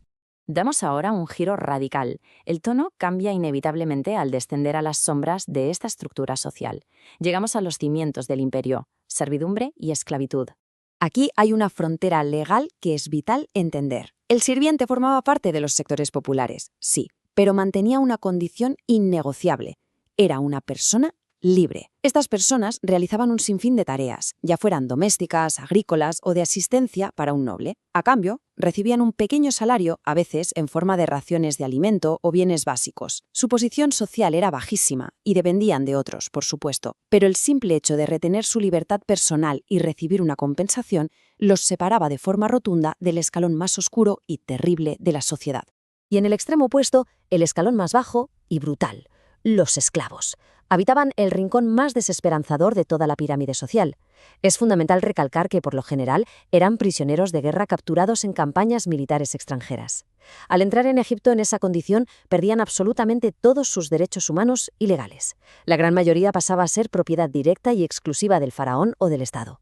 Su vida se reducía al trabajo forzado y extenuante en los proyectos más titánicos y peligrosos, las inmensas obras públicas, la extracción brutal en las minas del desierto o el servicio forzado en el ejército. Eran, trágicamente, el combustible humano anónimo que se consumió para erigir la gloria imperecedera del Estado faraónico. Al llegar al final de nuestro análisis, tras descender desde esos intocables guardianes del culto hasta los oprimidos prisioneros de guerra en las minas, queda una pregunta resonando en el aire. ¿De qué manera estas antiguas estructuras sociales se reflejan en las divisiones de clase de nuestro mundo moderno? Porque analizar el antiguo Egipto no es solo mirar a un pasado remoto y polvoriento, es observar con lupa los propios cimientos de la organización humana. Esa jerarquía increíblemente rígida, con élites acumulando bienes, sectores medios creando la cultura material y una inmensa base trabajadora sosteniendo todo el peso, nos invita a reflexionar profundamente sobre la evolución de nuestras sociedades actuales. Y con este interrogante cerramos el segmento educativo de hoy. Muchas gracias por acompañarnos en este recorrido sonoro por la historia. Saludos a todos y bienvenidos a este espacio educativo. Hoy, en nuestro segmento de historia, nos sumergimos de lleno en un tema que, francamente, rompe por completo los esquemas. Vamos a desafiar todo lo que creemos saber sobre el mundo antiguo. Hablamos del inmenso poder y, sobre todo, de la absoluta autonomía de las mujeres en el antiguo Egipto. Así que preparémonos para un recorrido fascinante por una de las civilizaciones más cautivadoras que jamás haya existido. ¡Arrancamos! Es bastante habitual imaginar a las poblaciones del mundo antiguo bajo un prisma, digamos, muy tradicional en cuanto a los roles de género. Existe esa firme suposición moderna de que en la antigüedad el espacio doméstico era absoluta y estrictamente el único destino posible para la población femenina. Pero aquí surge la gran pregunta: ¿es esto realmente cierto o es simplemente un mito que hemos heredado? Bueno, en el caso específico de la civilización que floreció a orillas del Nilo, la respuesta desafía sin duda alguna todas las expectativas. El punto crucial a entender es exactamente este. Había diferencia de roles, por supuesto, pero en ningún caso existía desigualdad. En esa complejísima sociedad egipcia había una clara distinción en los trabajos diarios que desempeñaban hombres y mujeres, algo completamente natural para la época. Sin embargo, y aquí está la clave, el estatus legal y social de las mujeres egipcias les otorgaba una posición privilegiada. Una posición que estaba totalmente desprovista de esa desigualdad sistémica y asfixiante que caracterizó a tantas otras culturas de la antigüedad. Es un matiz histórico impresionante que literalmente cambia toda la narrativa. Y para poner esto en perspectiva, el contraste con el resto del mundo antiguo es verdaderamente dramático. Pensemos en las célebres sociedades de Grecia y Roma, esos grandes pilares de la civilización occidental. Allí, la norma inquebrantable dictaba una estricta reclusión al espacio doméstico. La invisibilidad pública era a todos los efectos la regla. Sin embargo, al mirar hacia Egipto, el panorama cambia radicalmente. Allí no existía ningún tipo de encierro impuesto. Al contrario, eran públicamente respetadas como las señoras de la casa y ejercían como las principales administradoras. La diferencia es abismal. Resulta fascinante detenernos a analizar el significado real de ese término, señora de la casa. Es facilísimo caer en la trampa moderna de asociarlo únicamente con las tareas domésticas, ¿verdad? O con el mero cuidado del hogar. Pues bien, hay que desterrar esa idea por completo. En la terminología del antiguo Egipto, ostentar este título conllevaba un poder económico real y palpable. Significaba ni más ni menos ser la gestora oficial y la administradora absoluta del patrimonio familiar. Se trataba de ejercer un control directo sobre la riqueza, sobre los terrenos productivos y sobre todos los recursos del hogar. Era un cargo de altísima responsabilidad. Y ojo, porque esta inmensa autoridad económica se traducía en derechos legales que resultan asombrosos para la época. Disfrutaban de una independencia financiera casi inconcebible en otros territorios históricos. Hablamos de mujeres que ejercían altos cargos administrativos, que lideraban posiciones religiosas fundamentales e incluso eran empresarias activas y dueñas directas de grandes propiedades rurales. Pero el hito legal que realmente deja sin palabras es que podían redactar y firmar contratos comerciales por sí mismas, sin necesitar jamás la autorización de un esposo. Increíble, ¿verdad? Además, es espectacular comprobar que las mujeres solteras mantenían el control exclusivo y total de su propio patrimonio individual. Sabiendo esto, con esta sólida base legal, es lógico que las puertas del ámbito laboral estuvieran abiertas de par en par. La variedad de profesiones es sencillamente cautivadora. Por supuesto, estaban presentes en roles vitales como eficientes nodrizas, comadronas, masajistas o bailarinas, pero la lista da un salto vertiginoso cuando descubrimos que existían médicas plenamente formadas y reconocidas en la sociedad. Y agárrense, porque resulta aún más alucinante constatar la existencia de expertas pilotos de barcos que navegaban las complejas aguas del Nilo e incluso jefas de obras supervisando imponentes construcciones arquitectónicas. Es una demostración espectacular de una dinámica social verdaderamente imparable. Llegados a este punto, teniendo en cuenta esta impresionante capacidad de liderazgo en el día a día, la brillante gestión de enormes riquezas y esa plena integración en oficios de altísima responsabilidad, cabe plantearse una pregunta ineludible. Detengámonos un segundo a pensarlo. Si una ciudadana común podía pilotar una embarcación comercial o supervisar la construcción de un gran monumento, ¿hasta dónde era capaz de ascender en la jerarquía de toda una nación? ¿Cuál pudo ser el máximo logro político imaginable en un sistema tan increíblemente avanzado? Pues así llegamos a la cúspide absoluta del poder, al gran clímax de esta progresión histórica, porque Egipto no solo permitió la participación civil, sino que coronó a las primeras gobernantes soberanas del planeta. Es el momento de hablar de las imponentes reinas faraón, nombres verdaderamente legendarios, grabados en piedra, que siguen resonando con fuerza a través de los milenios. Hablamos, por supuesto, de la brillante estratega Hatshepsut, de la inmensamente influyente Nefertiti, de la poderosa Tausert y, cómo no, del innegable ícono global, la célebre Cleopatra. Mujeres que alcanzaron el poder absoluto en la tierra, que dirigieron inmensos ejércitos, dictaron la diplomacia internacional y forjaron el destino de todo un imperio. Llegamos al final de este segmento educativo, pero no sin antes dejar una profunda reflexión en el aire. ¿Cómo fue históricamente posible algo semejante? ¿Qué engranajes sociales permitieron que esta civilización, a orillas del Nilo, forjara un marco jurídico de autonomía femenina tan sólido, que al resto del mundo le costaría milenios enteros siquiera imaginar? Es, sin duda, un testimonio brillante de que la historia humana no siempre avanza en una línea recta y predecible. Ha sido un auténtico placer guiar este análisis hoy. Gracias a toda la audiencia por sintonizar este espacio. Esperamos que haya resultado revelador. Hasta la próxima oportunidad de seguir descifrando el mundo con rigor histórico y total claridad. Bienvenidos a una nueva emisión educativa. Hoy iniciamos un viaje visual y sonoro fascinante, de verdad, hacia la estética más profunda del mundo antiguo. Resulta increíble comprobar cómo las sociedades del pasado utilizaban sus creaciones no solo para perpetuar su imagen, sino para comunicar normas muy específicas. Así que vamos a sumergirnos de lleno en todo esto y a desentrañar los misterios que esconde el arte egipcio y, sobre todo, sus colores. Sección 1. Figuras de la antigüedad. Cuando echamos la vista atrás, hacia el pasado más remoto, nos encontramos con representaciones verdaderamente majestuosas que logran trascender el tiempo. Un ejemplo brillante, y de hecho los protagonistas centrales de nuestra deconstrucción estética de hoy, son el príncipe Rahotep y su esposa Nofret. Al observar esta imponente pareja real, no estamos viendo simples estatuas talladas en piedra. ¡Qué va! Son unas declaraciones visuales potentísimas, donde cada rasgo, cada material elegido, poseía un propósito inquebrantable. Son, literalmente, la materialización perfecta de los cánones de su época, el ancla absoluta que nos permite comprender cómo funcionaba la representación humana hace miles de años. Pasamos a la sección 2, el código del color. Si nos alejamos un momento de estas figuras tan específicas, podemos empezar a vislumbrar las reglas generales que rigen todo este arte. Entramos de lleno en un universo donde la paleta del artista, desde luego, no era libre ni aleatoria, sino más bien un sistema estrictamente codificado. Es un marcado y deliberado contraste visual, una división exacta utilizada para representar el género. Para los hombres, tonos oscuros, y para las mujeres, tonos claros. O sea, esta dualidad no era simplemente una moda pasajera o una elección estética del momento, para nada. Era un hecho histórico universal dentro de su arte, una convención absoluta a la hora de plasmar la identidad. Y es que esta es la máxima fundamental que regía todas sus obras.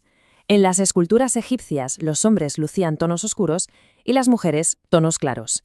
Es absolutamente imperativo detenernos a reflexionar sobre el peso de esta norma. Una convención cromática tan estricta, tan polarizada, nos demuestra de una manera totalmente contundente cómo el arte egipcio categorizaba su mundo, dejando, en fin, un registro permanente e inalterable de su visión de la humanidad grabado en piedra. Para ir concluyendo este segmento de nuestra emisión educativa, la verdad es que esta reveladora dicotomía cromática nos deja una profunda reflexión. Si una regla tan sumamente rígida y codificada sobre los tonos de piel lograba definir por completo la identidad en el arte antiguo, resulta inevitable plantearse una cuestión. ¿Qué otros secretos esconden los colores del pasado? Está claro que las civilizaciones antiguas aún albergan un vastísimo lenguaje silencioso que está esperando a ser decodificado. Saludos a toda nuestra audiencia en este nuevo segmento educativo de radio. Qué maravilla estar hoy al otro lado del micrófono para desgranar un tema realmente fascinante. Hoy damos un salto enorme en el tiempo directamente al antiguo Egipto, para analizar un ecosistema verdaderamente único, su ecosistema divino. Hablamos de una estructura colosal que literalmente dio forma a un imperio, levantó monumentos gigantescos y guió la vida de millones de personas. Va a ser un viaje espectacular, así que vamos al grano. Para arrancar, lancemos una pregunta al aire. ¿Qué significa de verdad vivir rodeados de dioses? Hoy en día solemos separar lo terrenal de lo sagrado, ¿verdad? Lo dejamos para momentos o lugares muy específicos. Pero en el antiguo Egipto esa división simplemente no existía. La presencia divina era algo tangible, entretejida en absolutamente cada detalle del cosmos y del día a día. El sol abrasador del mediodía, las crecidas del río, esa tormenta que oscurecía el cielo, no eran meros fenómenos meteorológicos, ¿qué va? Eran entidades vivas, superpoderosas y, sobre todo, divinas. Y para entender semejante cosmovisión hay que asentar las bases. La piedra angular aquí es el politeísmo, es decir, la creencia y adoración de muchísimos dioses. No pensemos en una sola figura central que dicta las normas desde las nubes, no. Esto era más bien como una inmensa red riquísima y superconectada, un sistema brutal donde un montón de deidades coexistían. A veces chocaban entre sí, otras veces hacían equipo, pero siempre con un objetivo clarísimo: mantener en equilibrio todo el universo. Entramos en nuestra primera sección: el politeísmo y la creación. Hablemos de la cúspide de todo este sistema, el Sol. Pensemos que en un paisaje rodeado de puro desierto, el Sol es indiscutiblemente la fuerza más aplastante de la naturaleza. Pero ojo, porque a esta fuerza suprema, a este gran creador del mundo, no se le conocía con un único nombre: Ra, Amón y Atón. Son tres nombres imponentes para una misma energía vital, que a lo largo de los siglos fue tomando distintas formas. Era ni más ni menos el motor que daba luz y vida a absolutamente todo el imperio egipcio. Lo fascinante aquí es ver cómo la política metía mano, porque en Egipto, religión y poder terrenal eran uña y carne. Fijaos en esta jugada maestra en 2 pasos. Paso 1. La ciudad de Tebas gana una influencia tremenda y se convierte en la flamante capital de Egipto. Y claro, si el poder político se muda, el poder divino hace las maletas con él. Así que, paso 2, en lugar de ignorar a Amón, que era el dios local de Tebas, hacen algo mucho más astuto. Lo fusionan con el gran dios solar Ra. El resultado de esta carambola política y religiosa es el nacimiento de Amón-Ra, una superdeidad, suprema e indiscutible, que sirvió para unificar y consolidar todo el imperio. Una jugada redonda. Pasamos a la siguiente sección: el faraón divino. Y claro, esto nos lleva directos a la figura del faraón, que tenía una dualidad simplemente alucinante. Fijaos bien en este contraste de la pantalla. Por un lado tenemos su etapa en vida, a la izquierda. Mientras respiraba, el faraón era literalmente Horus, ese imponente dios de los cielos con cabeza de halcón, gobernando desde las alturas y manteniendo la justicia a raya. Pero la cosa cambia drásticamente con la muerte, que vemos a la derecha. Al morir, el faraón no desaparecía, sino que mutaba en Osiris. Se convertía en el señor del Nilo, en el dueño de la fertilidad de la tierra, en el juez de los muertos y, lo más crucial, en el maestro de la resurrección. Era un ascenso impecable, pasaba de gobernar a los vivos a tener el control absoluto del más allá. Lo que nos conecta perfectamente con la tercera sección, los dioses del más allá. Y es que para los egipcios, cada rincón de la existencia necesitaba a alguien al mando. Echemos un vistazo a esta tabla para entenderlo mejor. Por ejemplo, Set. Él era la pura furia, el dios del desierto y de las tormentas, a cargo de todo lo caótico y destructivo. En el otro extremo tenemos a Isis, la diosa lunar, aportando esa influencia misteriosa y mágica. Luego está Hathor, dueña y señora de algo tan vital como el amor. Y cómo no mencionar a Anubis, esa figura inconfundible con cabeza de chacal. Como dios de la momificación, su rol era absolutamente fundamental para garantizar un viaje seguro a la otra vida. Vamos, que esto no era una simple lista interminable de nombres, era un equipo divino súper especializado, donde cada uno tenía un trabajo indispensable. Finalmente, llegamos a nuestra cuarta y última sección, la naturaleza sagrada. Porque, atención a esto, el ecosistema divino no se quedaba flotando en el espacio con deidades cósmicas invisibles. La devoción bajaba al barro, literalmente. Mirad cómo se divide la adoración en este gráfico. Sí, por supuesto, adoraban a los dioses de los que hemos hablado, pero también adoraban a animales físicos, reales y a menudo muy letales, como los cocodrilos. Veneraban elementos puros de la naturaleza, como el propio río Nilo, que era el que les daba de comer. Y por si fuera poco, adoraban a personas de carne y hueso, como el faraón. Es fascinante porque te demuestra que lo divino estaba en todas partes. Lo podías tocar, lo podías ver nadando cerca de tu casa o sentado en un trono. Era una experiencia religiosa totalmente inmersiva. Para poner el broche de oro a nuestro espacio de radio de hoy, dejemos flotando una pequeña reflexión. Hemos visto cómo esta civilización ancestral encontraba a sus dioses en el sol, en una tormenta o en su líder. Pero pensémoslo bien. ¿Cómo seguimos hoy en día elevando elementos de la naturaleza o a ciertos líderes a un estatus casi mítico? A lo mejor ya no levantamos pirámides gigantescas de piedra, es verdad, pero ese instinto humano de endiosar a figuras públicas o de reverenciar la propia naturaleza con un fervor casi religioso sigue totalmente vigente. Es un pensamiento provocador, ¿verdad? Increíble cómo milenios después compartimos ese mismo pulso con quienes caminaban a orillas del Nilo. Muchísimas gracias por acompañarnos en este análisis y que la curiosidad siga siendo nuestra mejor guía. ¡Hasta la próxima! Saludos a quienes nos sintonizan y bienvenidos a una nueva entrega de nuestra cápsula histórica. Hoy tenemos por delante un segmento educativo verdaderamente fascinante. Vamos a sumergirnos de lleno en la antigüedad para desentrañar cómo una de las civilizaciones más misteriosas y cautivadoras de la historia preparaba su propio final. O bueno, para ser más exactos, lo que para ellos no era un final en absoluto, sino la puerta de entrada a algo muchísimo más complejo. Así que vamos a desglosar unas costumbres funerarias que, la verdad, siguen dejándonos boquiabiertos miles de años después. Para arrancar este recorrido tenemos que poner sobre la mesa la gran pregunta del millón. ¿Qué se necesita para la vida eterna? Al plantearnos esto, entramos de golpe en el terreno de juego espiritual de la época. Para los antiguos egipcios, esto no era el típico debate filosófico de sobremesa. Era literalmente el proyecto más importante de su existencia. Toda su arquitectura, sus rutinas, su mundo entero giraba en torno a esta preparación. Vayamos al meollo del asunto y veamos cómo organizaban exactamente este monumental viaje. La primera pieza de este enorme puzzle son sus visiones de la otra vida. Hay que quitarse de la cabeza esa idea actual del descanso eterno, silencioso y abstracto. Para ellos, el más allá era un lugar hiperrealista y palpable, el famoso campo de los juncos. Era una continuación vibrante de la vida que exigía prepararse a fondo mientras aún se pisaba este mundo. Y esta mentalidad tan peculiar nos lleva a un contraste que es, sencillamente, genial. Las riquezas en vida frente a las riquezas en la muerte. Existía la creencia total de que uno podía literalmente empaquetar sus cosas y llevárselas al otro lado. Todo ese estatus terrenal, las joyas deslumbrantes, los muebles más exclusivos o incluso ese juego de mesa favorito con el que pasaban las tardes. Nada de eso se quedaba atrás. Estaba destinado a cruzar la frontera con ellos. Pero claro, ojo aquí, porque la entrada no era libre. El pase no estaba asegurado, ni muchísimo menos. Entrar a este mundo no era cuestión de comprar el billete y listo. Era un privilegio gigantesco que había que ganarse a pulso. No era un derecho por el simple hecho de fallecer.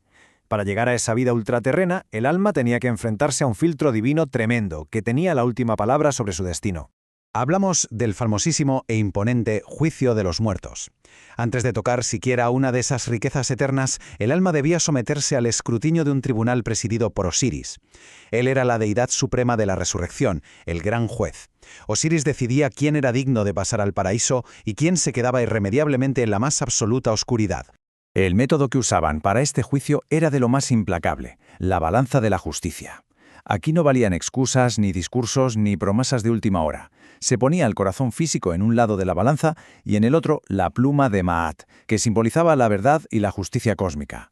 Cero margen de error. Si el corazón pesaba exactamente lo mismo que esa pluma, significaba que la vida había sido justa e intachable. Y bingo, vida eterna. Pero si pesaba un poco más por la culpa, el fracaso era absoluto. Ahora bien, imaginemos que el alma supera esta prueba con nota. Todavía faltaba algo puramente material, la preservación del cuerpo físico. El cuerpo actuaba como un ancla literal para el alma, así que era imprescindible conservarlo intacto. Como curiosidad bastante llamativa, durante este proceso solían extraer el cerebro por la nariz y lo desechaban sin miramientos, pero el corazón lo guardaban como oro en paño.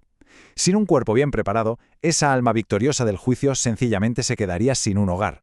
Para lograr esta conservación vital se seguían 3 pasos metódicos y absolutamente cruciales. Primero, la compleja técnica de la momificación.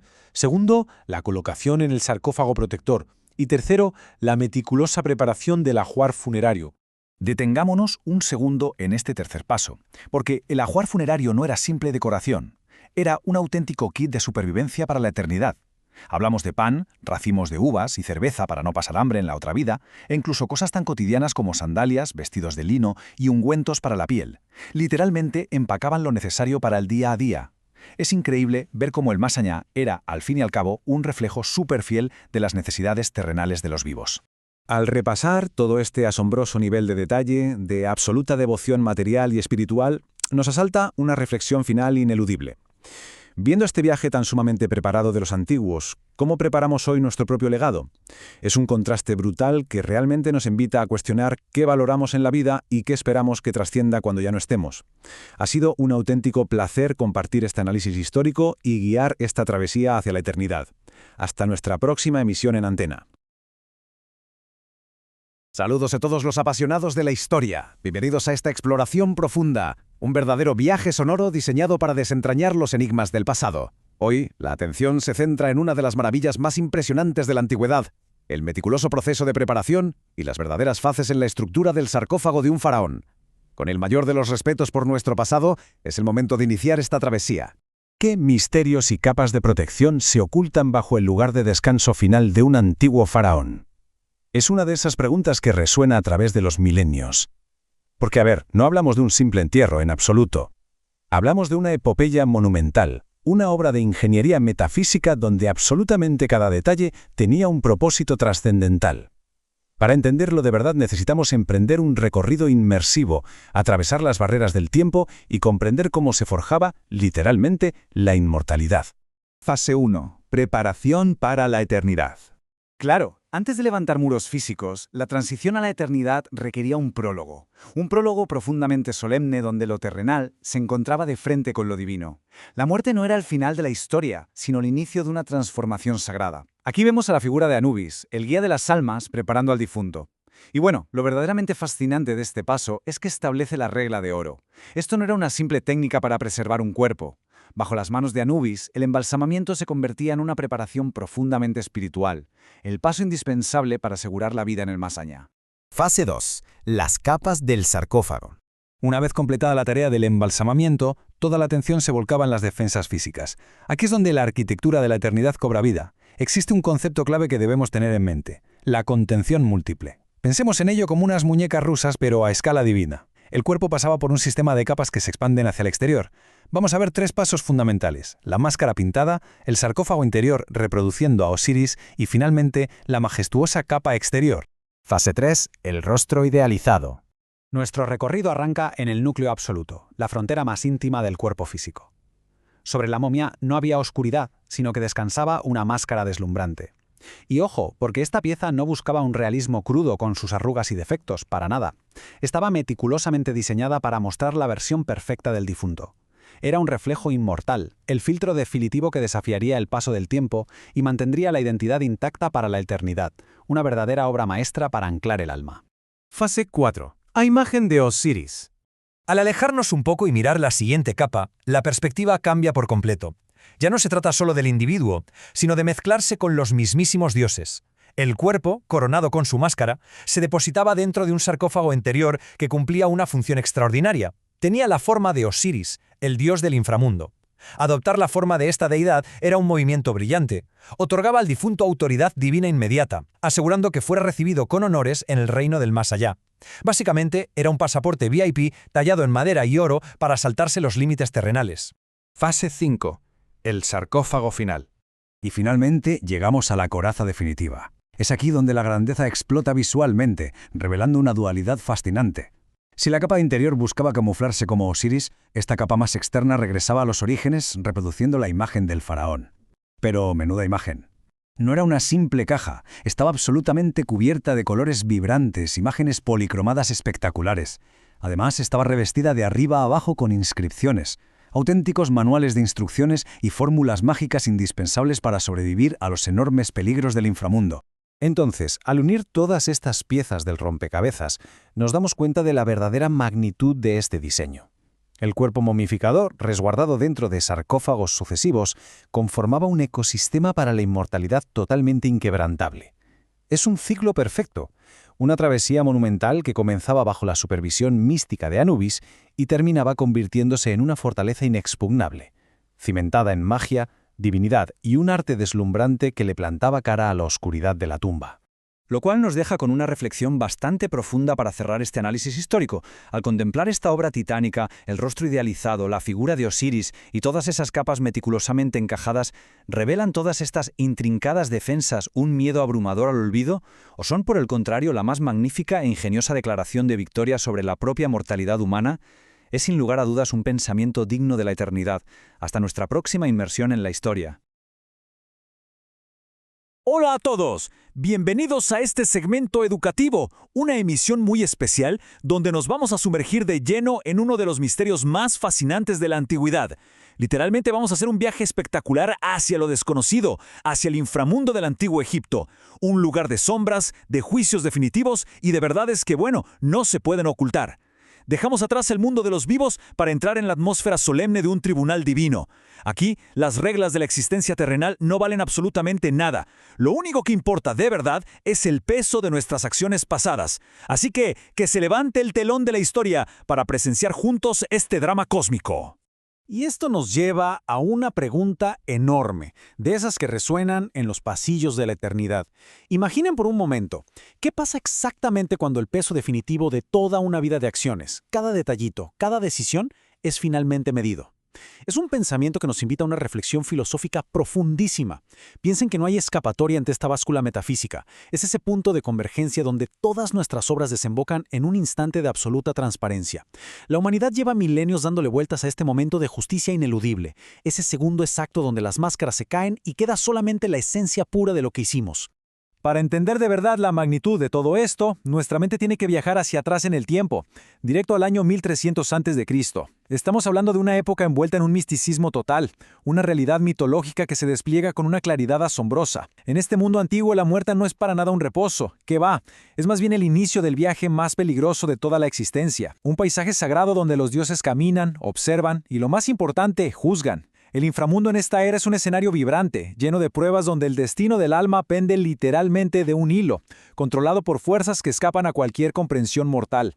Ahora bien, para que un juicio tan monumental se lleve a cabo, se necesita un tribunal de peso. Y vaya que lo tienen. Contamos con un panteón formidable. Anubis, el guía sombrío, Tot, el registrador implacable, Horus, el halcón protector, y claro, Osiris, el soberano absoluto de todo este proceso. La presencia de estos seres divinos garantiza que el juicio sea justo, preciso y definitivo. Bajo su mirada estricta no hay margen de error, ni un poquito.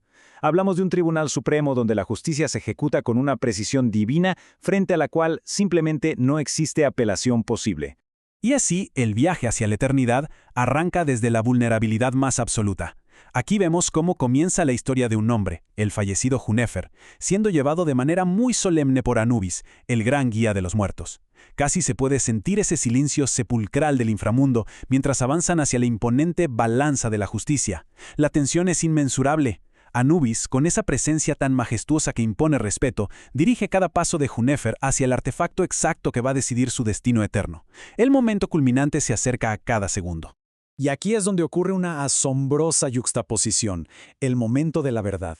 Fíjense bien, en un platillo de esta inmensa balanza se coloca el corazón de Junefer. Para los antiguos egipcios, este órgano no era solo un músculo que bombea sangre, para nada. Era la sede de la inteligencia, la memoria, las emociones. De hecho, era el único órgano vital que quedaba intacto dentro del cuerpo momificado. Y en el otro platillo, enfrentándose cara a cara con la totalidad de una existencia humana, descansa la pluma de la verdad. Una pluma frágil, delicada, pero que guarda un peso cósmico incalculable. La balanza tiene que encontrar el equilibrio perfecto, el peso de las acciones terrenales contra la ligereza de la verdad pura e incorruptible. Allá arriba, sobre el majestuoso pilar de la balanza y presidiendo este equilibrio cósmico, hay una entidad vital. Hablamos de Maat, Ella es la figura divina representada con cabeza de mujer y, presten atención, una sola pluma descansando sobre ella. Maat es literalmente la encarnación del orden, de la verdad y de la justicia universal. El simple hecho de que esté en la cúspide asegura que este pesaje siga las leyes inmutables del universo. Esa pluma en la balanza es su esencia, dictando el estándar absoluto, el estándar insobornable al que todo corazón humano tiene que someterse. El suspenso en esta atmósfera sagrada alcanza a estas alturas su punto máximo. Resulta que Anubis no es solo un guía en el más allá, es el técnico ultrameticuloso de este juicio. Lo vemos arrodillarse con un respeto y una concentración totales frente a una vara para comprobar el indicador exacto de la balanza. Cada milímetro cuenta. Es un momento en el que no hay respiración, no hay ni un solo sonido. Toda la atención de la deidad está clavada en este mecanismo que dictará la eternidad. Y claro, la precisión es vital, porque un ligero desvío hacia el peso de las malas acciones, desencadenaría una catástrofe inimaginable para el alma puesta a prueba. Y aquí la razón de todo ese terrorífico suspenso. Esperando pacientemente en las sombras, muy cerca del pilar de la balanza, se encuentra Amit, conocida con el escalofriante título de la devoradora de los muertos. Es el terror absoluto hecho criatura. Posee la monstruosa y feroz cabeza de un cocodrilo, con las mandíbulas preparadas por si el dictamen sale mal.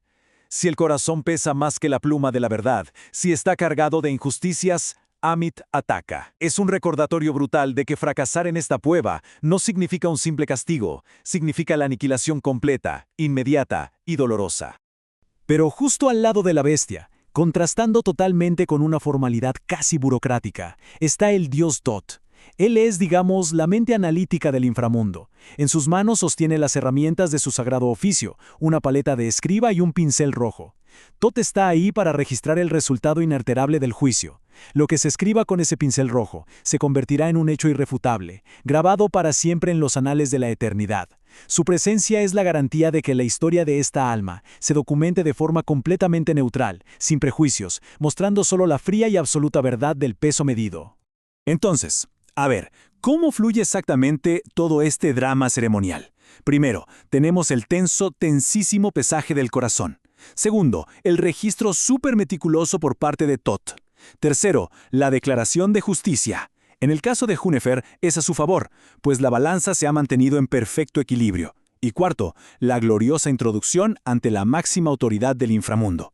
Como podemos ver, es una progresión definitiva. Pasamos del peligro más oscuro y mortal hacia la luz y la aceptación eterna. Prueba superada. Una vez que la rectitud del alma es declarada y documentada, ese ambiente de terror desaparece por completo. Es en este instante de triunfo cuando entra en escena Horus, el majestuoso hijo de Osiris. Identificable de inmediato por su imponente cabeza de halcón, Horus da un paso al frente para recibir a esta alma que acaba de ser justificada. Básicamente, releva a Anubis, cambiando el rol de guía del juicio al de escolta hacia la recompensa eterna. El halcón es símbolo de visión, poder y realeza divina. Bajo la protección de Horus, el alma se eleva, lista para tomar su lugar legítimo en el más allá. Y llegamos al destino final, el clímax de toda la existencia terrenal y de este viaje de infarto. Horus lleva a Júnifer directamente ante la grandiosa presencia de Osiris. Y ojo, el gran juez no es un simple monarca, es descrito como la personificación misma del bien. Que te admitan en su presencia es la máxima victoria del espíritu humano sobre la muerte y la corrupción. Significa que las acciones de tu vida estuvieron en perfecta armonía con el orden del universo. Es en la presencia de Osiris donde se encuentra la paz definitiva, ese reposo eterno reservado solo para aquellos cuya verdad resultó tan ligera como una pluma. Para cerrar nuestra emisión educativa de hoy, dejemos una pequeña reflexión en el aire. Después de presenciar este tribunal cósmico, tan meticuloso y asombroso, nos queda un pensamiento que cruza todas las barreras del tiempo. Si el día de hoy tomáramos la verdad absoluta de nuestras acciones humanas, sin excusas ni pretextos, y la pusiéramos en esa gigantesca balanza bajo una mirada inescrutable, ¿qué revelaría ese peso final? Queda la pregunta suspendida en el aire, igual de frágil pero igual de pesada que la pluma de Maat. Muchísimas gracias por sintonizar este segmento de análisis, este viaje profundo hacia el corazón mismo de la justicia eterna. ¡Hasta la próxima! Hola y bienvenidos a este espacio educativo. Hoy nos embarcamos en un viaje, casi literal, a través de las arenas del tiempo. vamos a explorar una historia pero tan antigua, que sentó las bases de lo que hoy pensamos sobre el más allá. Viajaremos al corazón del antiguo Egipto para desentrañar un mito brutal, un relato de traición e inmortalidad que, la verdad, moldeó la fe de millones de personas. Es la gran pregunta existencial, ¿no? ¿Dónde comienza realmente la esperanza humana de alcanzar la inmortalidad? Vale, vamos a meternos de lleno en esto. Esta búsqueda tiene raíces profundísimas, ancladas en mitos milenarios. Y bueno, la respuesta que encontró el antiguo Egipto es, francamente, una de las narrativas más cautivadoras que jamás se han contado en toda la historia humana. Capítulo 1. 2 hermanos, 2 mundos. Y para entender bien este relato, primero hay que visualizar un escenario de contrastes geográficos dramáticos, casi extremos. El choque entre estos 2 mundos es absolutamente fascinante. Por un lado tenemos a Osiris, él era la vida misma, el dios de las regiones fértiles del Nilo, el gran portador de la civilización y de todo el conocimiento técnico y económico. Era el orden y la prosperidad. Frente a él, en el extremo opuesto, reinaba su hermano Set, gobernante de las imponentes montañas y las tierras yermas del desierto, y sobre todo un ser consumido y corroído hasta la médula por la envidia. Capítulo 2. La traición del desierto. Y claro, este paisaje árido y hostil no era más que el reflejo de los celos oscuros que envenenaban la mente de Set, una tensión insostenible. Esa envidia silenciosa desencadenó una de las mayores traiciones que podamos imaginar. Imaginemos la escena, ejecutada con un ritmo calculadísimo. Primero el engaño. Set convenció a su hermano, con mucha astucia, de meterse en un magnífico sarcófago. Luego la trampa. En cuanto Osiris entró, cerró el ataúd de golpe, sellando su destino. Y por último, el exidio sin piedad. Arrojó el sarcófago a la corriente del Nilo, mandando al mismísimo portador de la civilización río abajo, directo hacia lo desconocido. Capítulo 3. Fragmentos de un dios. Después de semejante traición, hubo un pequeñísimo atisbo de esperanza cuando la esposa de Osiris logró rescatar el ataúd, pero desgraciadamente se hizo añicos en cuestión de segundos. Así que el quid de la cuestión es este impactante número, 14. Resulta que Set se enteró de que Isis, la esposa de Osiris, había encontrado el cuerpo gracias al aviso de la diosa Neftis, y esta vez no quiso arriesgarse. Recuperó el cadáver y en un acto de violencia y crueldad absoluta, descuartizó a Osiris en 14 pedazos exactos. Literalmente esparció los fragmentos por los distintos rincones de todo el país para asegurarse de que nadie nunca más pudiera reunirlos. Un ensañamiento terrible. Pero la historia da un giro monumental. Isis, demostrando una tenacidad increíble, no se dio por vencida. Fue recomponiendo los fragmentos uno a uno, recorriendo todo Egipto como si estuviera armando un rompecabezas gigante. Y ahí ocurre el clímax mágico de todo esto. Sobre el cuerpo ya reconstruido pero inerte de su marido, logró obrar lo imposible y concibió a Horus. Un hijo nacido con un destino grabadísimo a fuego en su existencia. Crecer, derrotar definitivamente al tirano de Set y vengar a su padre. Capítulo 4. El culto a la inmortalidad. Llegados a este punto, cambiemos un poco el enfoque para analizar cómo esta leyenda traspasó la ficción y estructuró a toda una sociedad. Porque, ojo, esto no se quedó en un simple cuento para advertir sobre los celos. El impacto fue total. Hablamos de cultos dedicados a estos protagonistas en todas y cada una de las clases sociales, sin excepción. No era solo algo de faraones. De repente, las ceremonias fúnebres de todo el país empezaron a inspirarse directamente en el periplo de Osiris. Básicamente, la sociedad vio en él y en su renacimiento la promesa definitiva, la garantía absoluta de su propia inmortalidad. Y esto ilustra a la perfección el enorme eco histórico que tienen estas creencias. Fijémonos en el inmenso legado de Isis. En el antiguo Egipto, ella encarnaba los valores supremos de la esposa y la madre.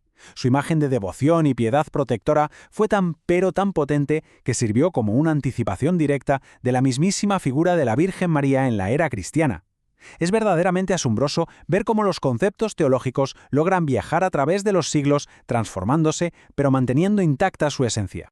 Toda esta promesa de orden divino y vida eterna culmina de manera sublime en esta imagen tan evocadora. Aquí vemos a Osiris ya no como una víctima despedazada por su hermano, sino solemne y triunfante.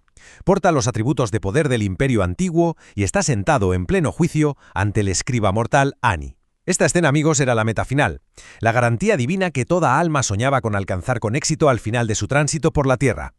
Para cerrar nuestra emisión educativa de hoy, dejemos una pequeña reflexión suspendida en el aire.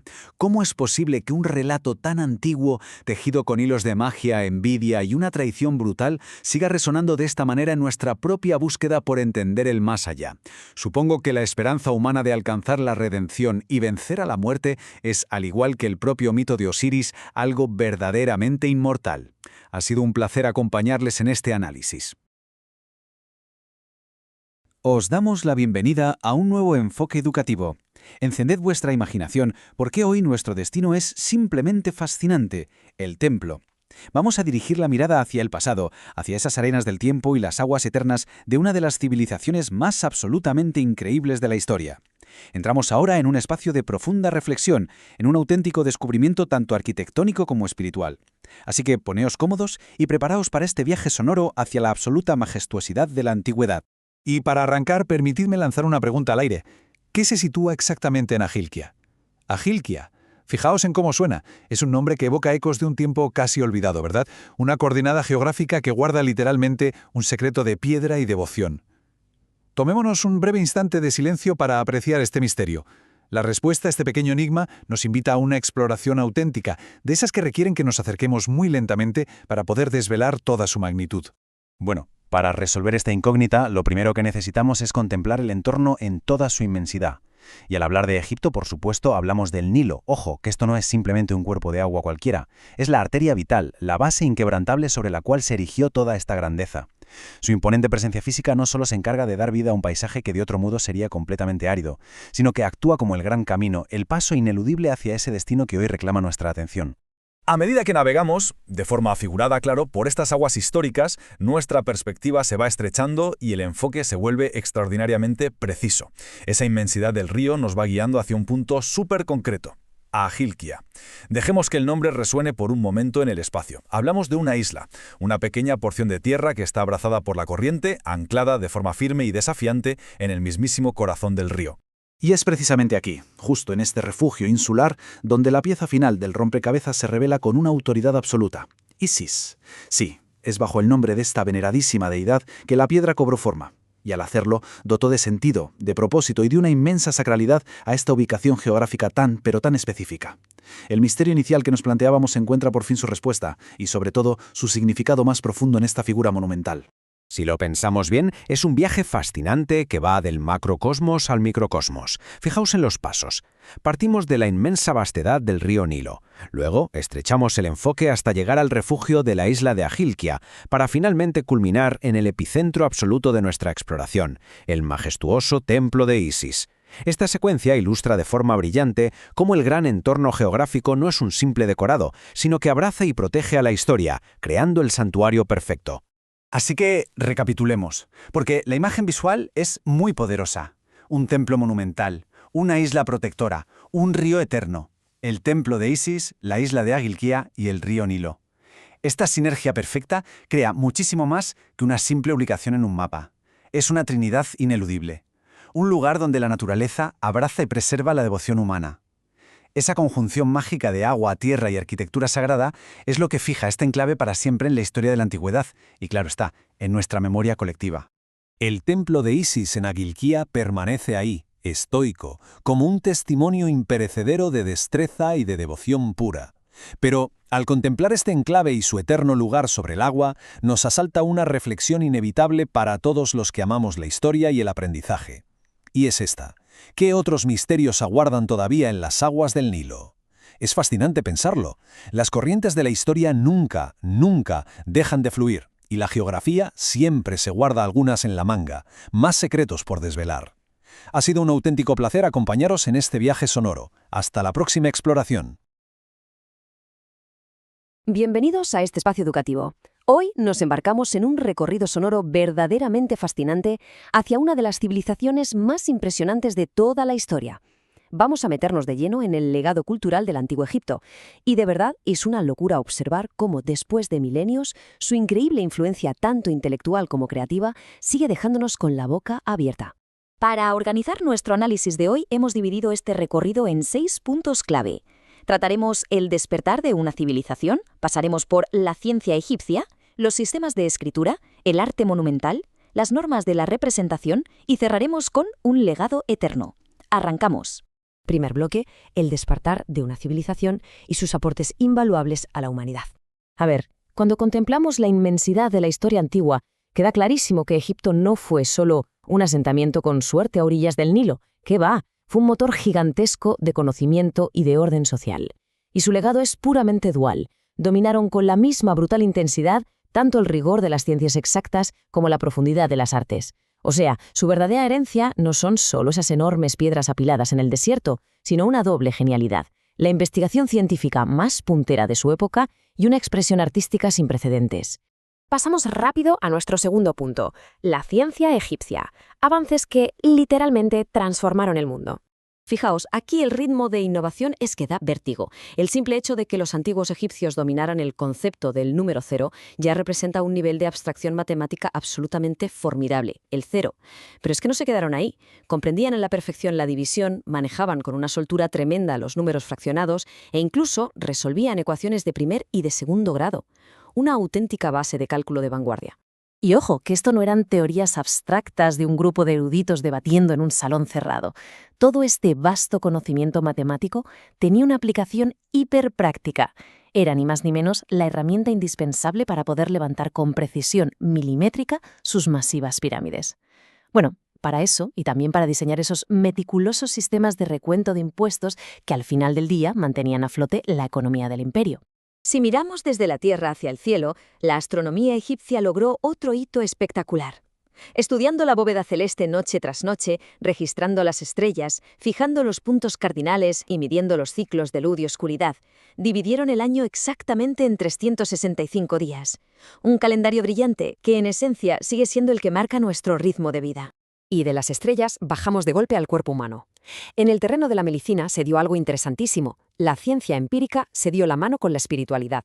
Resulta que la práctica ritual de la momificación, que para ellos era vital para asegurar la vida en el más allá, tuvo un subproducto científico alucinante. Les proporcionó un conocimiento profundo, súper directo y detallado de la anatomía humana. Es increíble cómo esa búsqueda religiosa impulsó directamente la ciencia médica. Entramos en el tercer bloque de nuestro análisis, los sistemas de escritura. La gran necesidad de registrar todo este conocimiento. Claro, con semejante volumen de avances científicos, leyes y textos religiosos, tuvieron que inventar métodos sofisticados para documentarlo todo. Y aquí vemos una dualidad fascinante. Por un lado, tenemos la famosísima escritura jeroglífica, un sistema ceremonial de altísima complejidad, que era casi un rompecabezas visual mezclando pictogramas, ideogramas y signos adicionales. Pero por otro lado, en contraste radical, desarrollaron el sistema demótico, una alternativa muchísimo más sencilla, rápida y directa, que usaban para el papeleo diario y la administración. Aunque bueno, entre ese extremo superceremonial y el puramente cotidiano, existía un punto intermedio, la escritura hierática. Era menos compleja que los jeroglíficos, pero bastante más formal que la demótica. Este sistema era prácticamente el coto primado de la clase sacerdotal. Así que, como veis, el acceso a la información y el tipo de escritura que usabas te definía claramente dentro de la estructura de su sociedad. Cuarto apartado. Nos adentramos en el arte monumental, utilidad, magia y poder.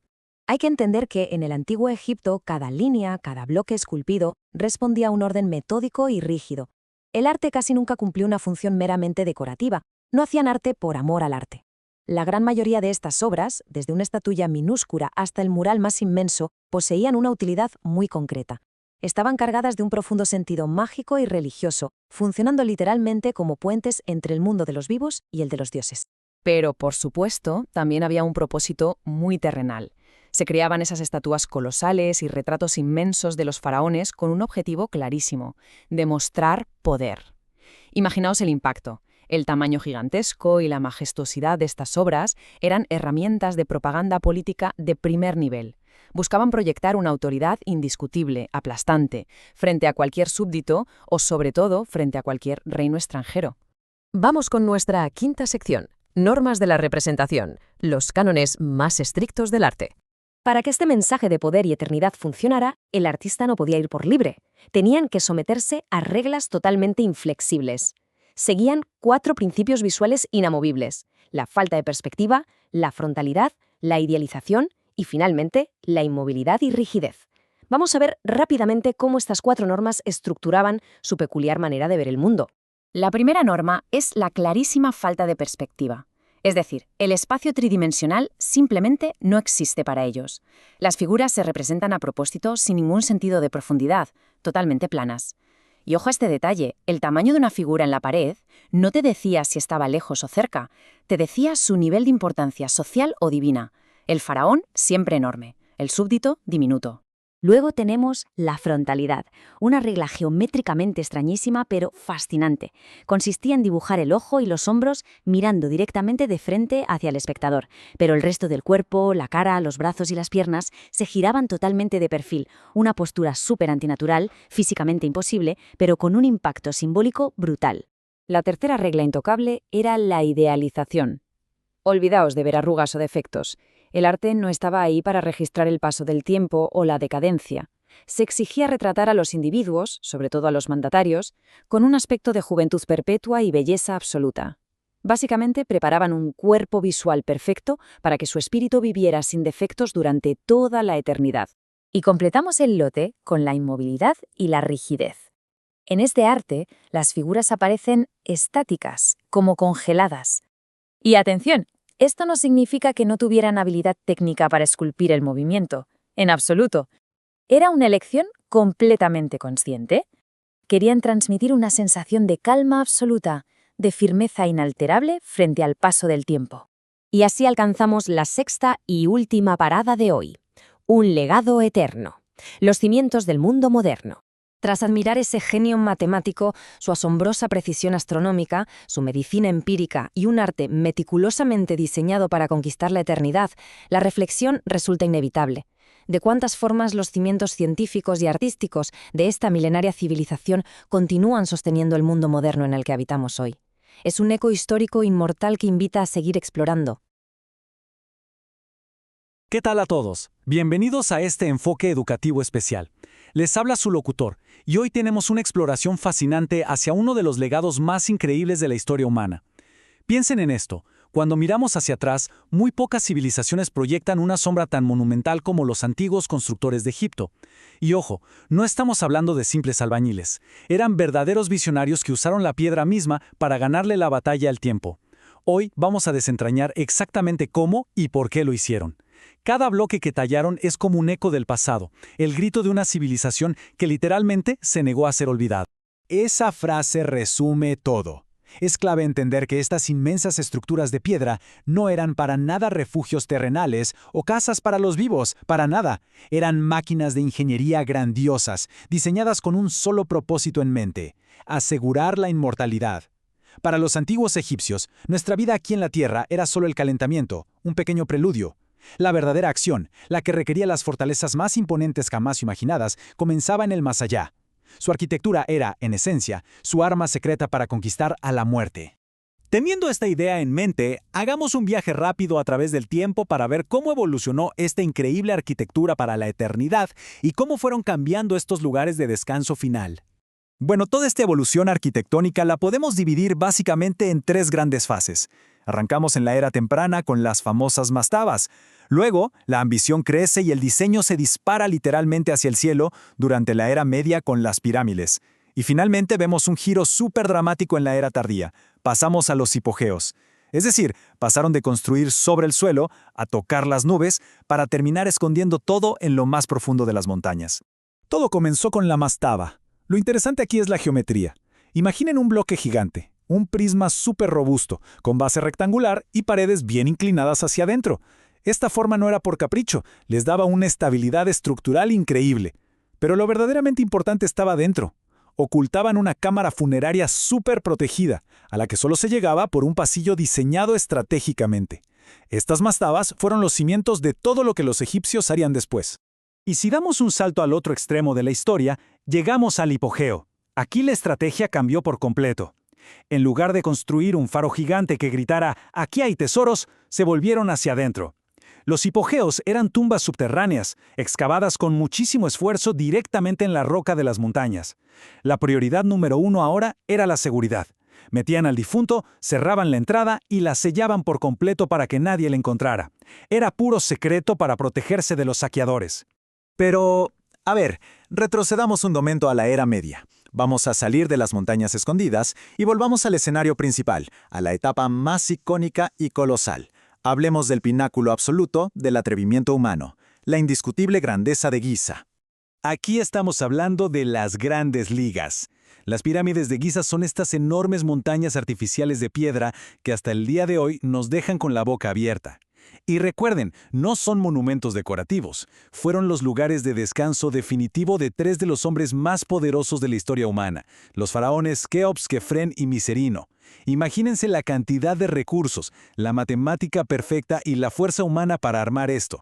Nos habla de una sociedad que funcionaba al unísono, totalmente convencida de que sus líderes eran dioses en la tierra. Detengámonos a pensar en este número un segundo. 147. Esos son los metros de altura que tiene la pirámide de Keops, la más grande de todas. 147 metros. Es una escala monumental. Un edificio de piedra maciza perforando el cielo, construido bloque a bloque. Querían asegurarse de que el faraón tuviera una escalera directa a las estrellas, y vaya si lo intentaron. Pero claro, la altura es solo la mitad del cuento. Para sostener esa altura, la base de esa misma pirámide mide nada más y nada menos que 230 metros por cada lado. Es un cuadrado inmenso. Funciona como un ancla masiva que aferra esta estructura a la tierra, diseñada para que absolutamente nada pudiera moverla ni perturbar el descanso del faraón. Aunque si me preguntan, el número que realmente nos vuela la cabeza es este: 5.000. Tienen 5.000 años ahí de pie. Si lo piensan, esos antiguos arquitectos querían construir algo que venciera al tiempo, y ganaron. Sus creaciones han sobrevivido milenios, guerras, tormentas, de todo. Definitivamente lograron su objetivo, ¿no creen? Bien, cambiemos de frecuencia un momento. Hasta ahora hemos hablado del silencio, de las tumbas escondidas, del reino de los muertos. Pero los egipcios también tenían otro tipo de arquitectura, una dedicada a los seres que mantenían el universo funcionando. Pasemos de las tumbas a las casas de los dioses, los majestuosos templos. Para ellos, estos templos no eran lugares simbólicos, eran literalmente las moradas de los dioses en la tierra. Por eso usaban los materiales más duros y espectaculares que podían encontrar: arenisca, calcita, granito pesadísimo. Y si hablamos de los pesos pesados en este tema, tenemos que mencionar obligatoriamente al enorme complejo de Karnak y al increíble templo de Luxor. Concentrémonos en Luxor por un momento. Este sitio estaba lleno de secretos. No era una plaza pública a la que ibas a pasear. Era más bien una especie de motor espiritual, una central de energía mística diseñada con un propósito divino súper específico. Su sola arquitectura ya estaba pensada para intimidar y hacerte sentir minúsculo. Todo en Luxor giraba en torno a un solo jefe: el poderoso dios Amón. En lo más, pero más profundo del templo, escondían una capilla súper íntima donde estaba la escultura física del dios. Y aquí viene lo interesante. Todos los días, un sacerdote con acceso súper exclusivo entraba a ese santuario a dejarle ofrendas. Para ellos, este ritual no era simbólico, era el trabajo más importante del mundo. Creían que si dejaban de hacerlo, Amón se enojaría y todo el reino se iría a la ruina. Claro que, con un trabajo tan importante, no cualquiera podía entrar. De hecho, el acceso estaba totalmente prohibido para casi todo el mundo. Era el club más exclusivo del antiguo Egipto. La gente común y corriente jamás veía el interior de estos templos. Solo podían admirar las fachadas gigantes desde afuera y quizás atrapar un vistazo durante algún festival importante. La arquitectura misma marcaba una línea clarísima. De este lado, los mortales, y del otro lado, lo divino. Imaginen por un segundo ir caminando hacia allí. Primero pasas por una avenida gigante flanqueada por esfinges, luego te recibe un obelisco altísimo y estatuas colosales en la puerta. Entras a un patio abierto inmenso, luego a un bosque de columnas tan gruesas que parece que sostienen el cielo, y mientras más te adentras, más oscuro e íntimo se vuelve, hasta llegar al santuario. Todo el recorrido estaba fríamente calculado para que sintieras el poder abrumador de los dioses en cada paso. Entonces, para cerrar nuestro segmento de hoy, ver todas estas moles de piedra nos deja una gran pregunta flotando en el aire. Desde las mastabas súper precisas y las pirámides gigantes hasta los templos súper exclusivos como Luxor, vemos una obsesión tremenda. ¿Qué nos dice sobre nosotros, sobre la condición humana, esta necesidad de construir para la eternidad? Es un recordatorio fascinante de cómo los humanos siempre hemos querido vencer a la muerte, dejar una huella que le grite al futuro: «¡Hey! Nosotros estuvimos aquí y fuimos increíbles». Muchas gracias por acompañarnos en este segmento educativo. Ha sido un placer estar en los micrófonos con ustedes. ¡Hasta la próxima exploración! Bienvenidos a esta exploración histórica. Hoy abrimos de par en par las puertas del tiempo para revelar nada más y nada menos que la batalla de carros de guerra más grande jamás librada. Viajamos directamente a una era de gigantes, una época implacable donde el control de las rutas comerciales del antiguo Oriente Próximo colgaba, literalmente, de un hilo. Vamos a sumergirnos de lleno en este momento histórico, porque, ojo, no estamos ante una simple fecha aburrido del pasado, para nada. Estamos a punto de presenciar el punto de ebullición de la ambición humana, el momento exacto que transformaría la diplomacia para siempre. Así que preparaos para una inmersión total en el colosal encuentro que cambió el rumbo del mundo antiguo. En el vasto y complejo teatro del mundo antiguo, ¿qué sucede realmente cuando dos fuerzas imparables colisionan? Es una de esas preguntas que exigen hacer una pausa, ¿verdad? Un pequeño silencio para intentar asimilar la magnitud de lo que se avecina. Porque históricamente casi nunca veíamos a dos potencias de semejante tamaño plantarse cara a cara. Lo habitual era que un imperio grande arrasara y el resto se sometiera inexorablemente. Pero aquí la historia pega un giro drástico. Hay una tormenta ineludible formándose sobre Siria, la tensión se puede cortar con un cuchillo, y la respuesta a esta imponente pregunta no es pura teoría. Se va a decidir en la arena, bajo un sol abrasador, forjando el destino de dos superpotencias dispuestas absolutamente a todo. Vamos con la primera parte. Sección 1. El faraón Ramsés II, una figura legendaria. Ramsés II, qué nombre, ¿eh? La historia nos deja clarísimo que este hombre no era un gobernante cualquiera, era una auténtica fuerza de la naturaleza. Coronado siendo muy joven, este faraón tenía una ambición incalculable. Quería recuperar los territorios perdidos de Egipto a toda costa y consolidar su estatus básicamente como un dios caminando sobre la tierra. Y bajo su mando implacable, el ejército egipcio se convirtió en una máquina de élite, superdisciplinada, letal, organizada en divisiones gigantescas. Su meta principal estaba trazada: dominar de una vez por todas la rica y estratégica región de Canaán y Siria. Para entender el choque tremendo que se acerca, es crucial entender primero el hambre de gloria de este líder monumental. Iba a por todas, sin importar las consecuencias. Y así pasamos a la sección 2, la amenaza hitita, el poder rival. Porque claro, desde las tierras agrestes de Anatolia emergen los hititas. Y cuidado, que no era ningún mito lejano, eran una superpotencia militar extraordinariamente organizada y temible. Tenían un conocimiento súper avanzado forjando armas, y además contaban con una complejísima red de alianzas que los hacía casi invencibles. Liderados por el estratega rey Muatali II, los hititas veían la expansión de Egipto como una amenaza directa para sus propios intereses. Su gran baza era una caballería pesada y unos carros de guerra robustos que funcionaban literalmente como arietes móviles en el campo de batalla. Eran el contrapeso perfecto, el muro de contención dispuesto a frenar el avance del faraón costara lo que costara. Si lo pensamos bien, esto es el equivalente histórico a la presentación de dos pesos pesados antes del combate del siglo. En una esquina, la deidad viviente de Egipto, con sus velocísimos carros ligeros y arqueros letales. Y en la otra, la implacable maquinaria hitita, con esos carros de guerra pesados, de 3 plazas diseñados exclusivamente para el choque directo. El equilibrio de poder pendía de un hilo finísimo, y el levante era el tablero de ajedrez donde ambas fuerzas estaban a punto de saltarse al cuello. Es fascinante ver esta asombrosa presión geopolítica. La diplomacia se había agotado por completo y ya solo quedaba el inminente y ensordecedor estruendo del bronce y el hierro.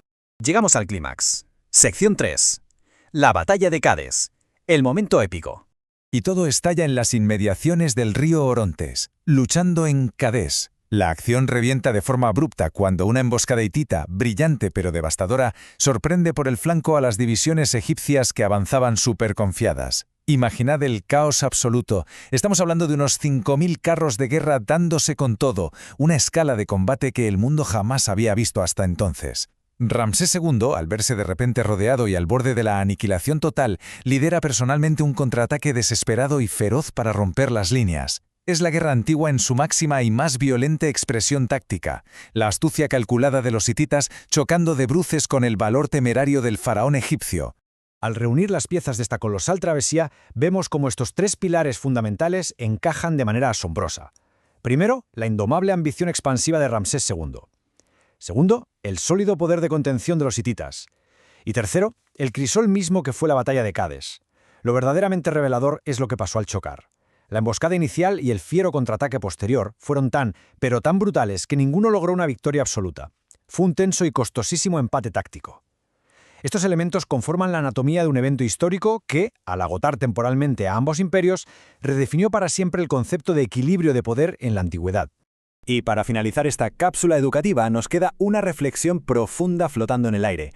cómo el eco de Kadesh resuena en la eternidad, porque la importancia de este enfrentamiento va mucho más allá de la sangre derramada en el Orontes. Este gigantesco empate militar y el tremendo agotamiento de ambas fuerzas llevaron años más tarde a algo impensable, la creación del primer tratado de paz escrito de la historia del que tenemos constancia.